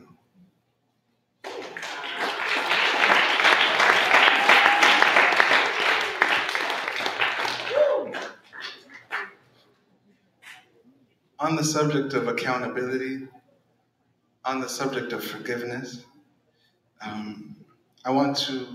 one of the things that's been important for me is the admission to myself that love is eternal. So, in my understanding, to have loved anyone sincerely for a moment means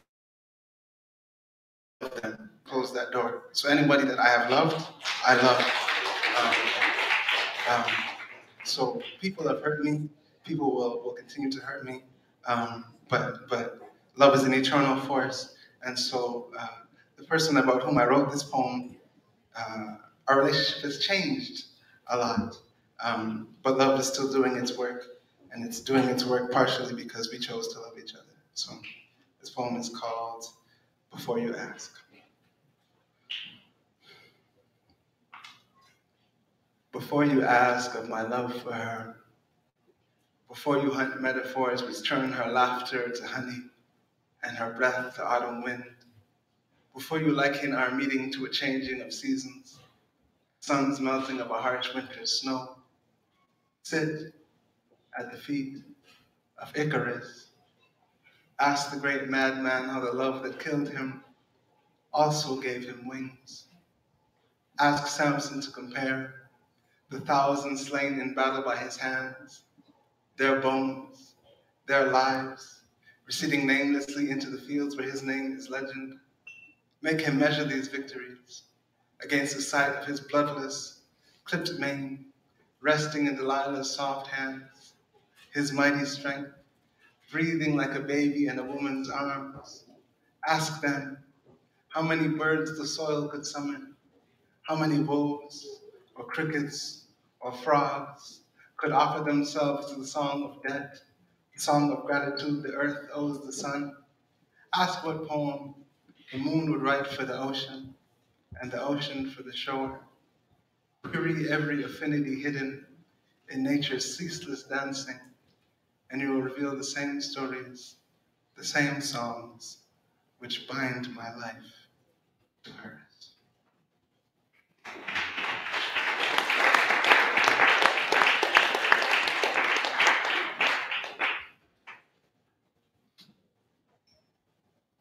Just gonna keep going, just gonna keep going. I'm a lover, and I'm a poet, which means that I'm a dreamer. So whenever I fall in love, part of what I'm doing is asking myself whether the person that I love is going to fit into a certain dream of love that I have. And then sometimes love permits the shattering of my dreams and my illusions, but it produces great poetry. So here we go. I had a dream for us, a sort of private world, fragrant as a garden, uberous as spring. Had a dream of us as sunflowers, rising, twinned, stems entwined like the limbs of dancers, thoughtless, but for the logic of joy. Had a dream of us in a river, a strait, a channel, whose waters folded over us like hands, like prayer. Had a dream of us naked, nearly, as our excitement was, swimming, our bodies slick as otters, lithe as seaweed, as intentions, as love is when it is warm.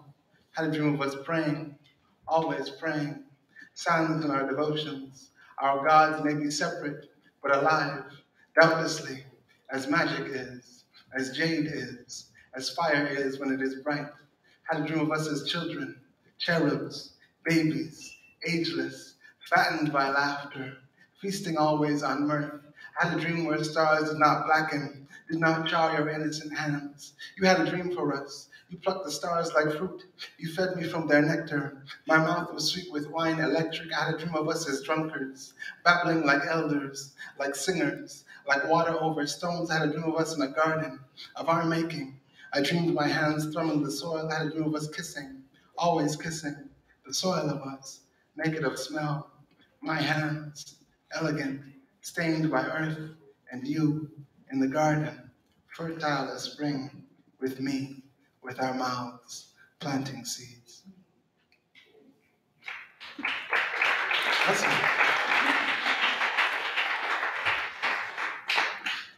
The last two poems I'm going to do are poems that are meant to honor the Black women in my life, who have been some of my most profound teachers. In some ways, those teachings have come through pain, but also love. My first teacher is my mother, for obvious reasons. And so this poem is to honor the beauty that I find in my mother and my hope that it blossoms fully. There is in you, dear mother, a warmth that beckons the sun's hands. If only the world heard the high arc of your laughter, we would not need any holy book or prayer to know God. If only the world saw what is in your eyes when some joke of mine pleases you, Black women would rush to sun themselves in the paradise of your gaze. If only our ears knew better the wisdom in your silence, we would not turn our heads to the sound of any music. Monks would strain themselves for a note of your breath. If only we knew how truly the elements helix in your body. If only instead of order and the rote of bedside prayer, Bayesian life had given you the flesh of Aki after school, or the sense of your own hands, how sweetly you would blush the earth with your touch. If only instead of the meekness of duty and your mother's kitchen shadow to inherit, the world had given you freedom to wander among the begonias, or hear the crickets pierce the air with their mating song. If only you could have pressed a finger more often against a viscous pedal, or carried a few back for evening tea. Oh, the way you would laugh now for having tasted those flavors. How you would speak now if the house door had stayed unbarred and swinging for you as it did for your brothers. What math would linger on your fingers from having so often picked the stars from their ebony notes? If childhood had given, instead of tacit rules, a voice to sing with, and language for naming the sway of grass in the country, or the loneliness of yelping dogs roped to the rusting cars in the backyard. What poetry you'd have for the wayward moth, singeing its wings on lamplight, wandering its shade for some sense of the moon.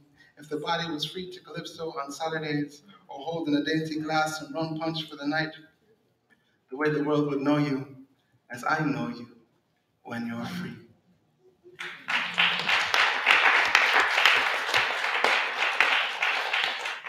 Lastly, again, love is eternal, so because I have loved, parts of me will stay alive past the perishing of my body. And so this poem just imagines that. The reaper will not come for me descending from a fog-veiled hill, shaking prairie dust with the galloping of a white horse. Nor will the reaper come claiming shadows, stalking river valleys for the perfume of a poem. The reaper will come weeping in plain clothes. I believe his body will fold around the fist of tears in his chest, and in that moment, we'll be as intimate and honest as twins, each of us holding my life, or some part of a black bird, in hands that revere the gift of breath. The river will know how much I've loved, how often I've knelt beneath the moon in service, how often I've kissed rivers, bathed my face in them, begged them even, for a glimpse of my purity reflected. The river will know how often the universe bound and expressed itself as a black woman, how such women carried holy names and let me speak them beside my every word for love, how these women grew in the horizons of my gaze to become the glowing moons that pulled me into orbit and showed themselves to be goddesses, fierce as oceans, gentle as lakes, who stretched me into the fearless knowledge of myself by demanding that I let myself be loved. The reaper will recall, as I do, how the eyes of the universe demanded that I know her pain, the depth of her devotion, by marking my face with tears from her own. The reaper will remember how often the universe in black women's repose gathered me, fed me, rang the bell that sent me running to some improbable glory realized. So when the reaper comes for me, he will not make promises, for he has no power to make any. Nor will he say to me, as he sometimes does to others, that in death I will be going home. He will know I've made home already in the midnight arms of love. And for that love, with me, he'll weep, just as the universe has done before. Thank you. My name is Brandon Wint. You're all lovely.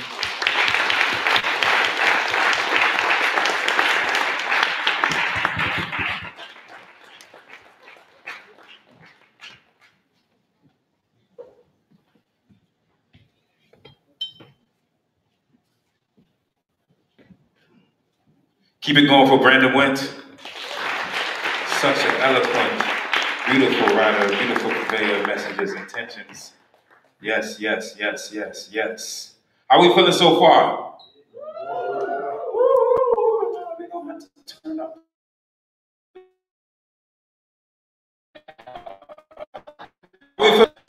Yeah, that's where we at. That's where we at. Yes, yes, yes, yes, yes. We have one more performer. I mean, technically, like, I guess something like that. You know what I'm saying? This performer, I guess this is gonna be his final thing. This is gonna be his. I'm not ready for this, man. I don't want this to be the last time I introduce him, man. I don't even want to do this. I don't even want to like I should get someone else to introduce because I don't want this to happen. But with that being said, a very exceptional performer, a person that I'm very confounded by his talent so much. When we freestyle, I'll be like, bro, can you just like turn it down a little bit? You're making me look bad. And like exceptional writer, very and a great I would say conversationalist. That is the word. My bad. Yes, a great conference.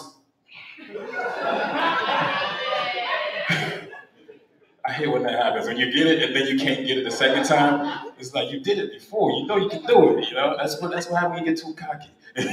But anyways, a great conversationalist. You know, a person who, as well as a very caring individual. What I need you to do when I say his name, I need you to cheer as loud as possible. I don't need no stushness. Any stushness, I'm gonna look at you in the eye and I'm gonna ask you to get out. I mean, I'm gonna need you to be as emphatic, even if it's fake. I don't care if it's fake. It doesn't matter. You know what I mean? And make some noise for my man, Jordon.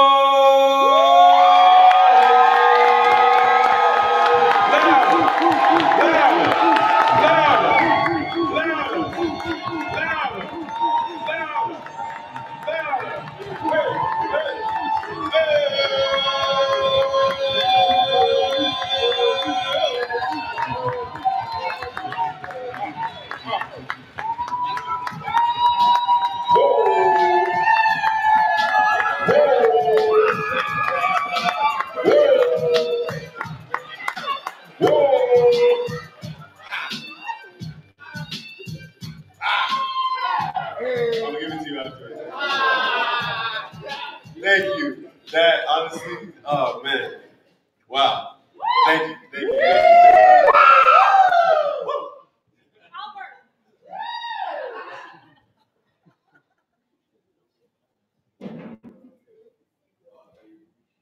you. Thought it was coming. Thank you guys. Good night. I just came for the applause. No. I did. Chapter 1. A healer is born. Chapter 2. A healer is broken. Chapter 3. A warrior is forged. Chapter 4. The war. Chapter 5. A warrior is broken. Chapter 6. The healing. Chapter 7. A healer is born again.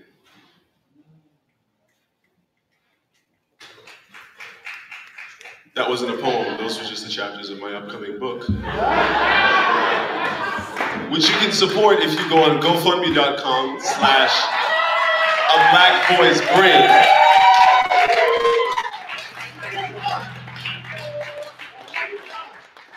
That's how you plug. For all you drug dealers in here, that's how you really plug. So I'm going to do some poems. I'm accompanied by Evan. Can you make some noise for Evan?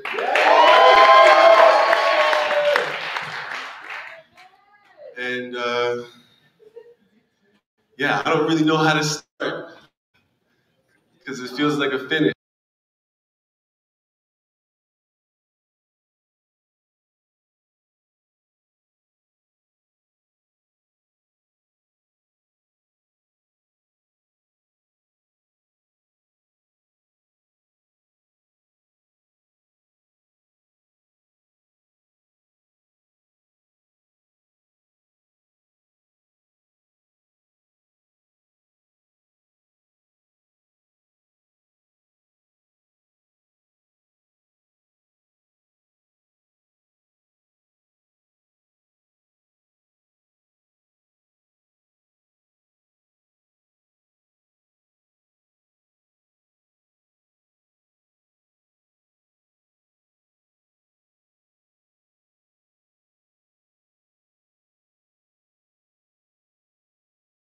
Because I love you.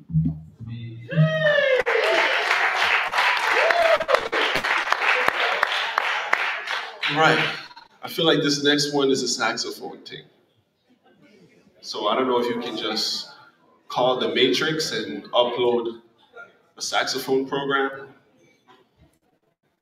But 10 years ago, and when I did, it was out of the space of wanting to see some kind of Harlem Renaissance. I was lucky; I had an amazing teacher named Ms. Kim Thomas, who couldn't be here tonight, but she invested a lot into me when I was a youngster. And one of her students is here, Mr. Dylan Rudder, right here. You know what I'm saying? One of our homeboys. She brought us to New York, and we went to the Apollo Theater when I was 16 years old, and I saw unapologetic blackness, and I saw history, and I saw this level, this beautiful space, and I wanted that for Toronto. And the closest thing I could find to that was the restaurant my dad had cooked at the time called the Train Studio. Yeah, big up the Train Studio. And it was the blackest, dopest, most unapologetic, safe and brave space, and we never had to say it. And it was gentrified out of the city like most music venues and most art spaces. So first and foremost, I want to thank Lula Lounge. Train Studio is where I got my start. Lula Lounge is where it's coming to completion. So thank you, Lula Lounge. So this is called I Want to Heal. I want to heal. I want to feel real again. Sometimes I wish I could heal my friends, and I'm always trying to understand, what does it mean to be a man? What does it mean? What if I want to feel beautiful just for a while? What if I'm not that agile? What if I want to be fragile? What if I act wild and move frantic? Would you panic and call me manic or satanic? If I sacrifice my safety at the altar of my freedom, if I showed you the true colors of my secrets, could you see them? In this white world where a black man can't heal, who is constantly told that his pain ain't real, Papa told me to have strength and have patience, that all of my pain was simply a part of my imagination. As a youth, I spent a lot of years searching for validation of my own existence in a landless nation. White man standing with his foot on my neck, so I stay strapped and dangerous to get my respect. Respect I deserve and liberty I dream about. Infuriating situations, sometimes I want to scream it out like, I want to heal. I want to feel real again. And I'm always trying to understand, what does it mean to be a man? Walking the tightrope of black masculinity. Society always trying to attack my divinity. Black boys in poverty and fact lines of symmetry, they ain't giving us freedom, so we actualize it differently. You're scared of my power, so you act like my enemy. Enlightenment is healing, that's why there's facts in my delivery. See, the stone that the builder refused will be the centerpiece. Wait till we in community move synchronized like a centipede. We save ourselves from the brink of extinction. We see mutations trying to destroy the original vision. We who black and know the light, the African, the prototype. We who bomb like Dolomite, sleep in the black. Dope boy stole the night. Dope boy don't want to work because his papa ain't whipped that baking soda right. You ain't gonna make it if you don't mix that baking soda right, boy. We who rock and roll the righteous. We who know the algorithms. We who speak to truth and fight this. Because we don't want to end up dead or in prison. We black boys, we just want to heal.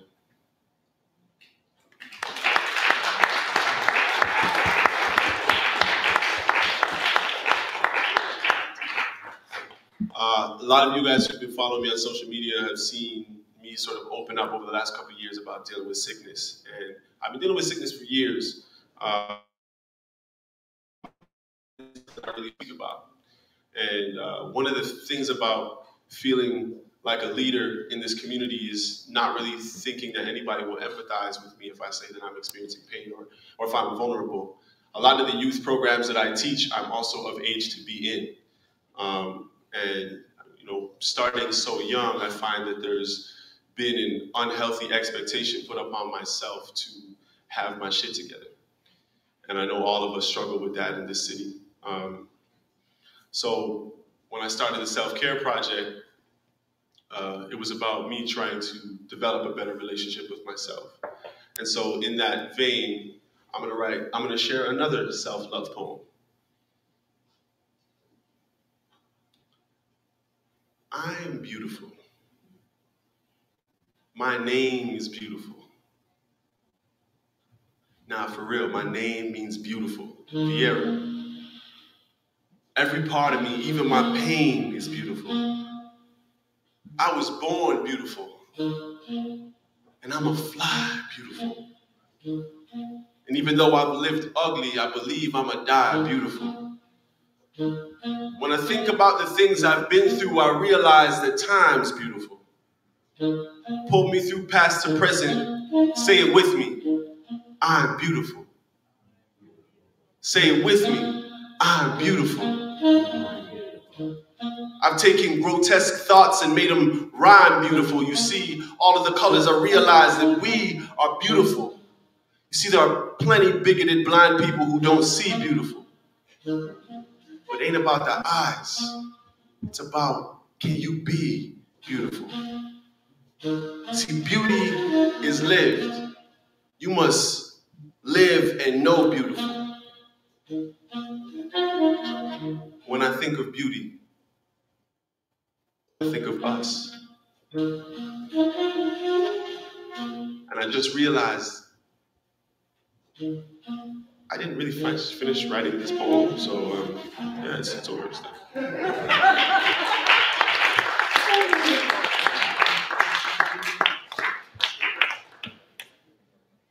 All right, I have a letter and one more poem to share with you. This is a letter I never thought I was going to share with anybody, but at the beginning of the night, I ran through what I wanted to share tonight, and I found this letter, and I thought it was fitting. I'm moving to Costa Rica in a little while, and I'm very excited to go on a global journey, continue traveling and create a travel movement, and hopefully invite a lot of you to come join me on the road. There's a lot I haven't said about my experience in the city. There's a lot I haven't brought up. There's a lot I haven't validated with attention, but that doesn't mean it hasn't affected me. So this poem, or this letter, is about my intentions of writing my book as well as living this journey from healer to warrior to healer again. You can play with it, because you know what I'm saying, it'll sound mad poetic and things. See?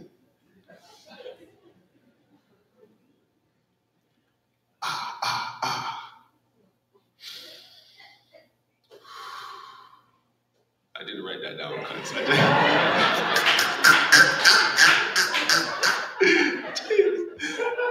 I'm vulnerable with you because I want to expand your understanding of Black masculinity and my own. The trauma you might read about in this book has a lot to do with how family and society and my own mind has put pressure on young Black men to live well and exist in unhealthy ways. And I've been trying to get to the root of why Black masculinity in particular is synonymous with hypermasculinity. See, the walls around our personalities are so rigid. Why do we not give ourselves any space for us to fully, truly be human? In the fullness of what that means. And I often ask myself, am I holding it together? Or am I just slowly falling apart? And I couldn't really tell you at this point. I mostly feel panicked and backed into a corner. But men taught me how to make home, how to make peace, and how to make do with my toxic reality. So I'm trying to rebel against that. I don't believe that I'm any more vulnerable with the truth of my fragility out there. Women have been talking about how fragile men are for decades. So we all already know.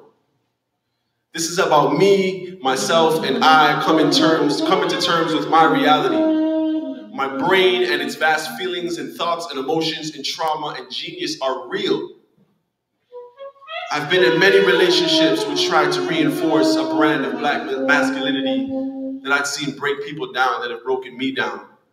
I've been unlearning layers of it consciously and subconsciously every single day, and every single day it's a deeper and realer challenge to try and not to recreate violence, the violence we're so comfortable with.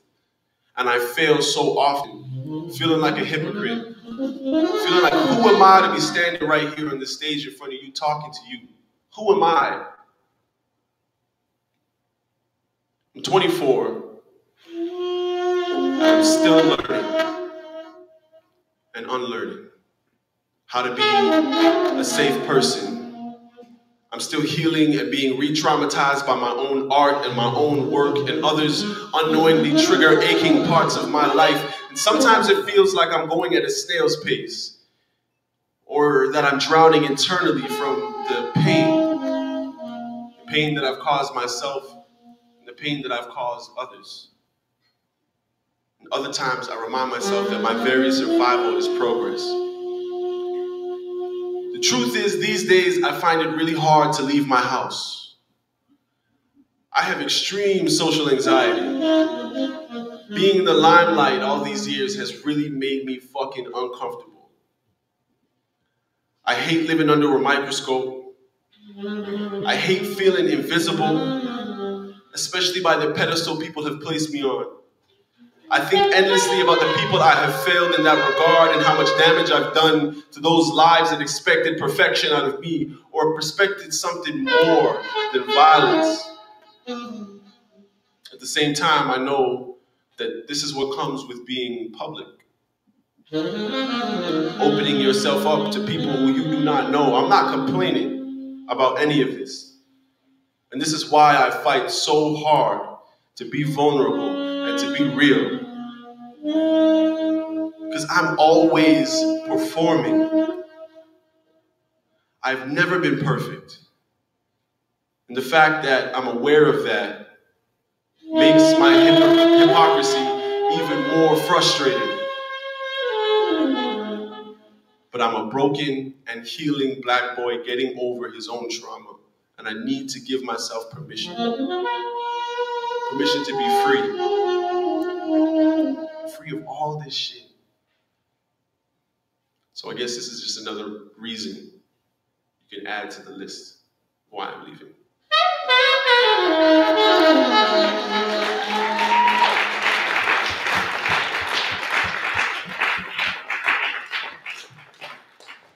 All right, I'm going to do my last piece, and then we have a quick surprise at the end of the night for you guys that nobody's going to see coming, but I'm excited about it.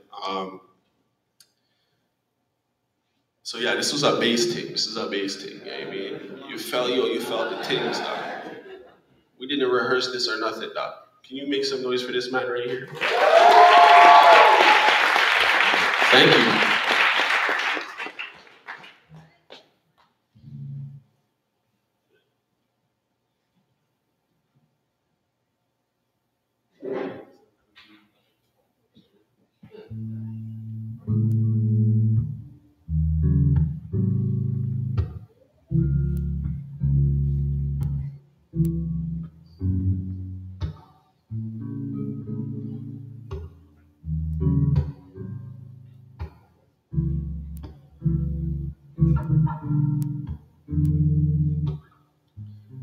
As a person, I am constantly falling apart. As a matter of fact, I feel like I am simply in loosely put together pieces. And art is how I make sense of my chaos, or how I find points of sense. It's the gold I use to fill the cracks in my pottery. It might seem dope, but don't forget I've been broken. I think it's safe to say about all of us. I keep telling myself, this right here, this is rock bottom. I've been trying to find my footing so long, but I keep falling. Like a helicopter leaf. I make my fall look pretty. I make my confusion sound witty, but really, Instagram don't show how I feel shitty. I'm just trying to make it past my bad habits. I got too much know-how and not enough act right. You don't know me unless you've seen me at night wheezing. Unless you've seen my asthma put me in a chokehold and feel my skin get so cold and see my eyes and sinuses grow mold and shit. I've been fighting for my life, fuck a living. I've stopped asking for permission because I didn't ask for my condition or this radical leftist political disposition. I just make decisions and pray for the forgiveness of those I've wronged every day because I wasn't looking for a pedestal. I was looking for divinity. They say the higher the monkey climbs is the more he's exposed. Well, here. You want an expose? Sure. I'm fucked up. I've got an addictive personality. My mood can swing from romantic to cold as ice in the blink of an eye. My intuition makes me move in ways I don't trust. I mention haters and rumors, but I'll refrain. Because the good don't come without the bad, and that's why the work don't come without the bad. So you ask, what does this black man get out of vulnerability? I don't know, but I know I'm trying to move towards accountability. Because I done seen my ways, and before you judge me, understand I won't let your opinion budge me. I work way too hard every single day, so the most you'll ever do is bug me. And trust me, this pretty boy knows that he knows how to get ugly. Just ask anyone who's ever tried to love me. Anyone who's gotten far enough past my surface to see the monsters in my closet, I'm sorry. I should have told you about the war I was fighting. I know you really only just wanted to hear about the poem I'm writing. And I'm complex. I'm not monolithic. I love black women, but that don't mean I'm not misogynistic. And yeah, I got waste man tendencies. Judge me. Sentence me. I grew up in a hypersexual world, and I watched porn long before I ever learned about a woman's divinity. And I know I still ain't shit. And I don't deserve sometimes the love that I want to feel. And I'm starting to believe that maybe that love was never real. Childhood fantasies, hopeless romanticides. I still feel fucked up about the abortion she had for me. Fucked up loving ain't no plan B for a broken heart. I still got trouble letting women dictate my worth. My self-esteem hang lower than my chain do. I made magic and I done damage. I lied to myself. I tried to disguise my addictions. I tried to kill myself when my dad was in prison. And I tried to save it for others. Save it for others so they don't have to go through this some kind of fucked up, shitty experience and live in this kind of condition. I'm trying to tell you I'm living. But I'm a hypocrite and I'm always slipping. So there. It's the fucking truth. I hope I'm forgiven.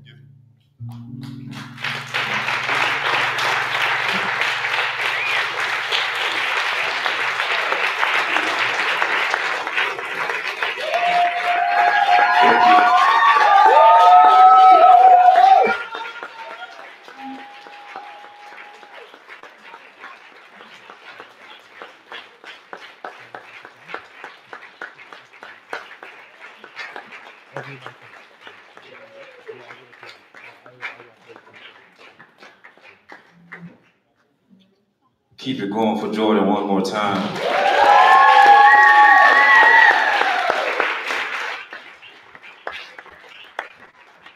All right, man. Jeez.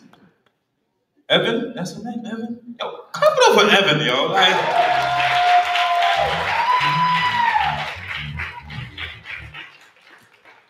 so we got one more special guest. It's crazy, but I think the person is coming. They're like, it's so weird. They're like on the bus, on the streetcar, and like, all right, hurry your ass up. So in that meantime, in between time, I might as well spit a couple rhymes. Yeah, I was waiting for that. So Evan, you give me a little something. I'm trying to tell a story. You know what I mean? And I want to tell the story in like with some sauce. Okay? With some, yeah, like sriracha sauce. No, not sriracha. I mean, let's something more subtle. Something more subtle. Actually, I'm confusing the hell out of you. Just do something, I'm gonna catch it.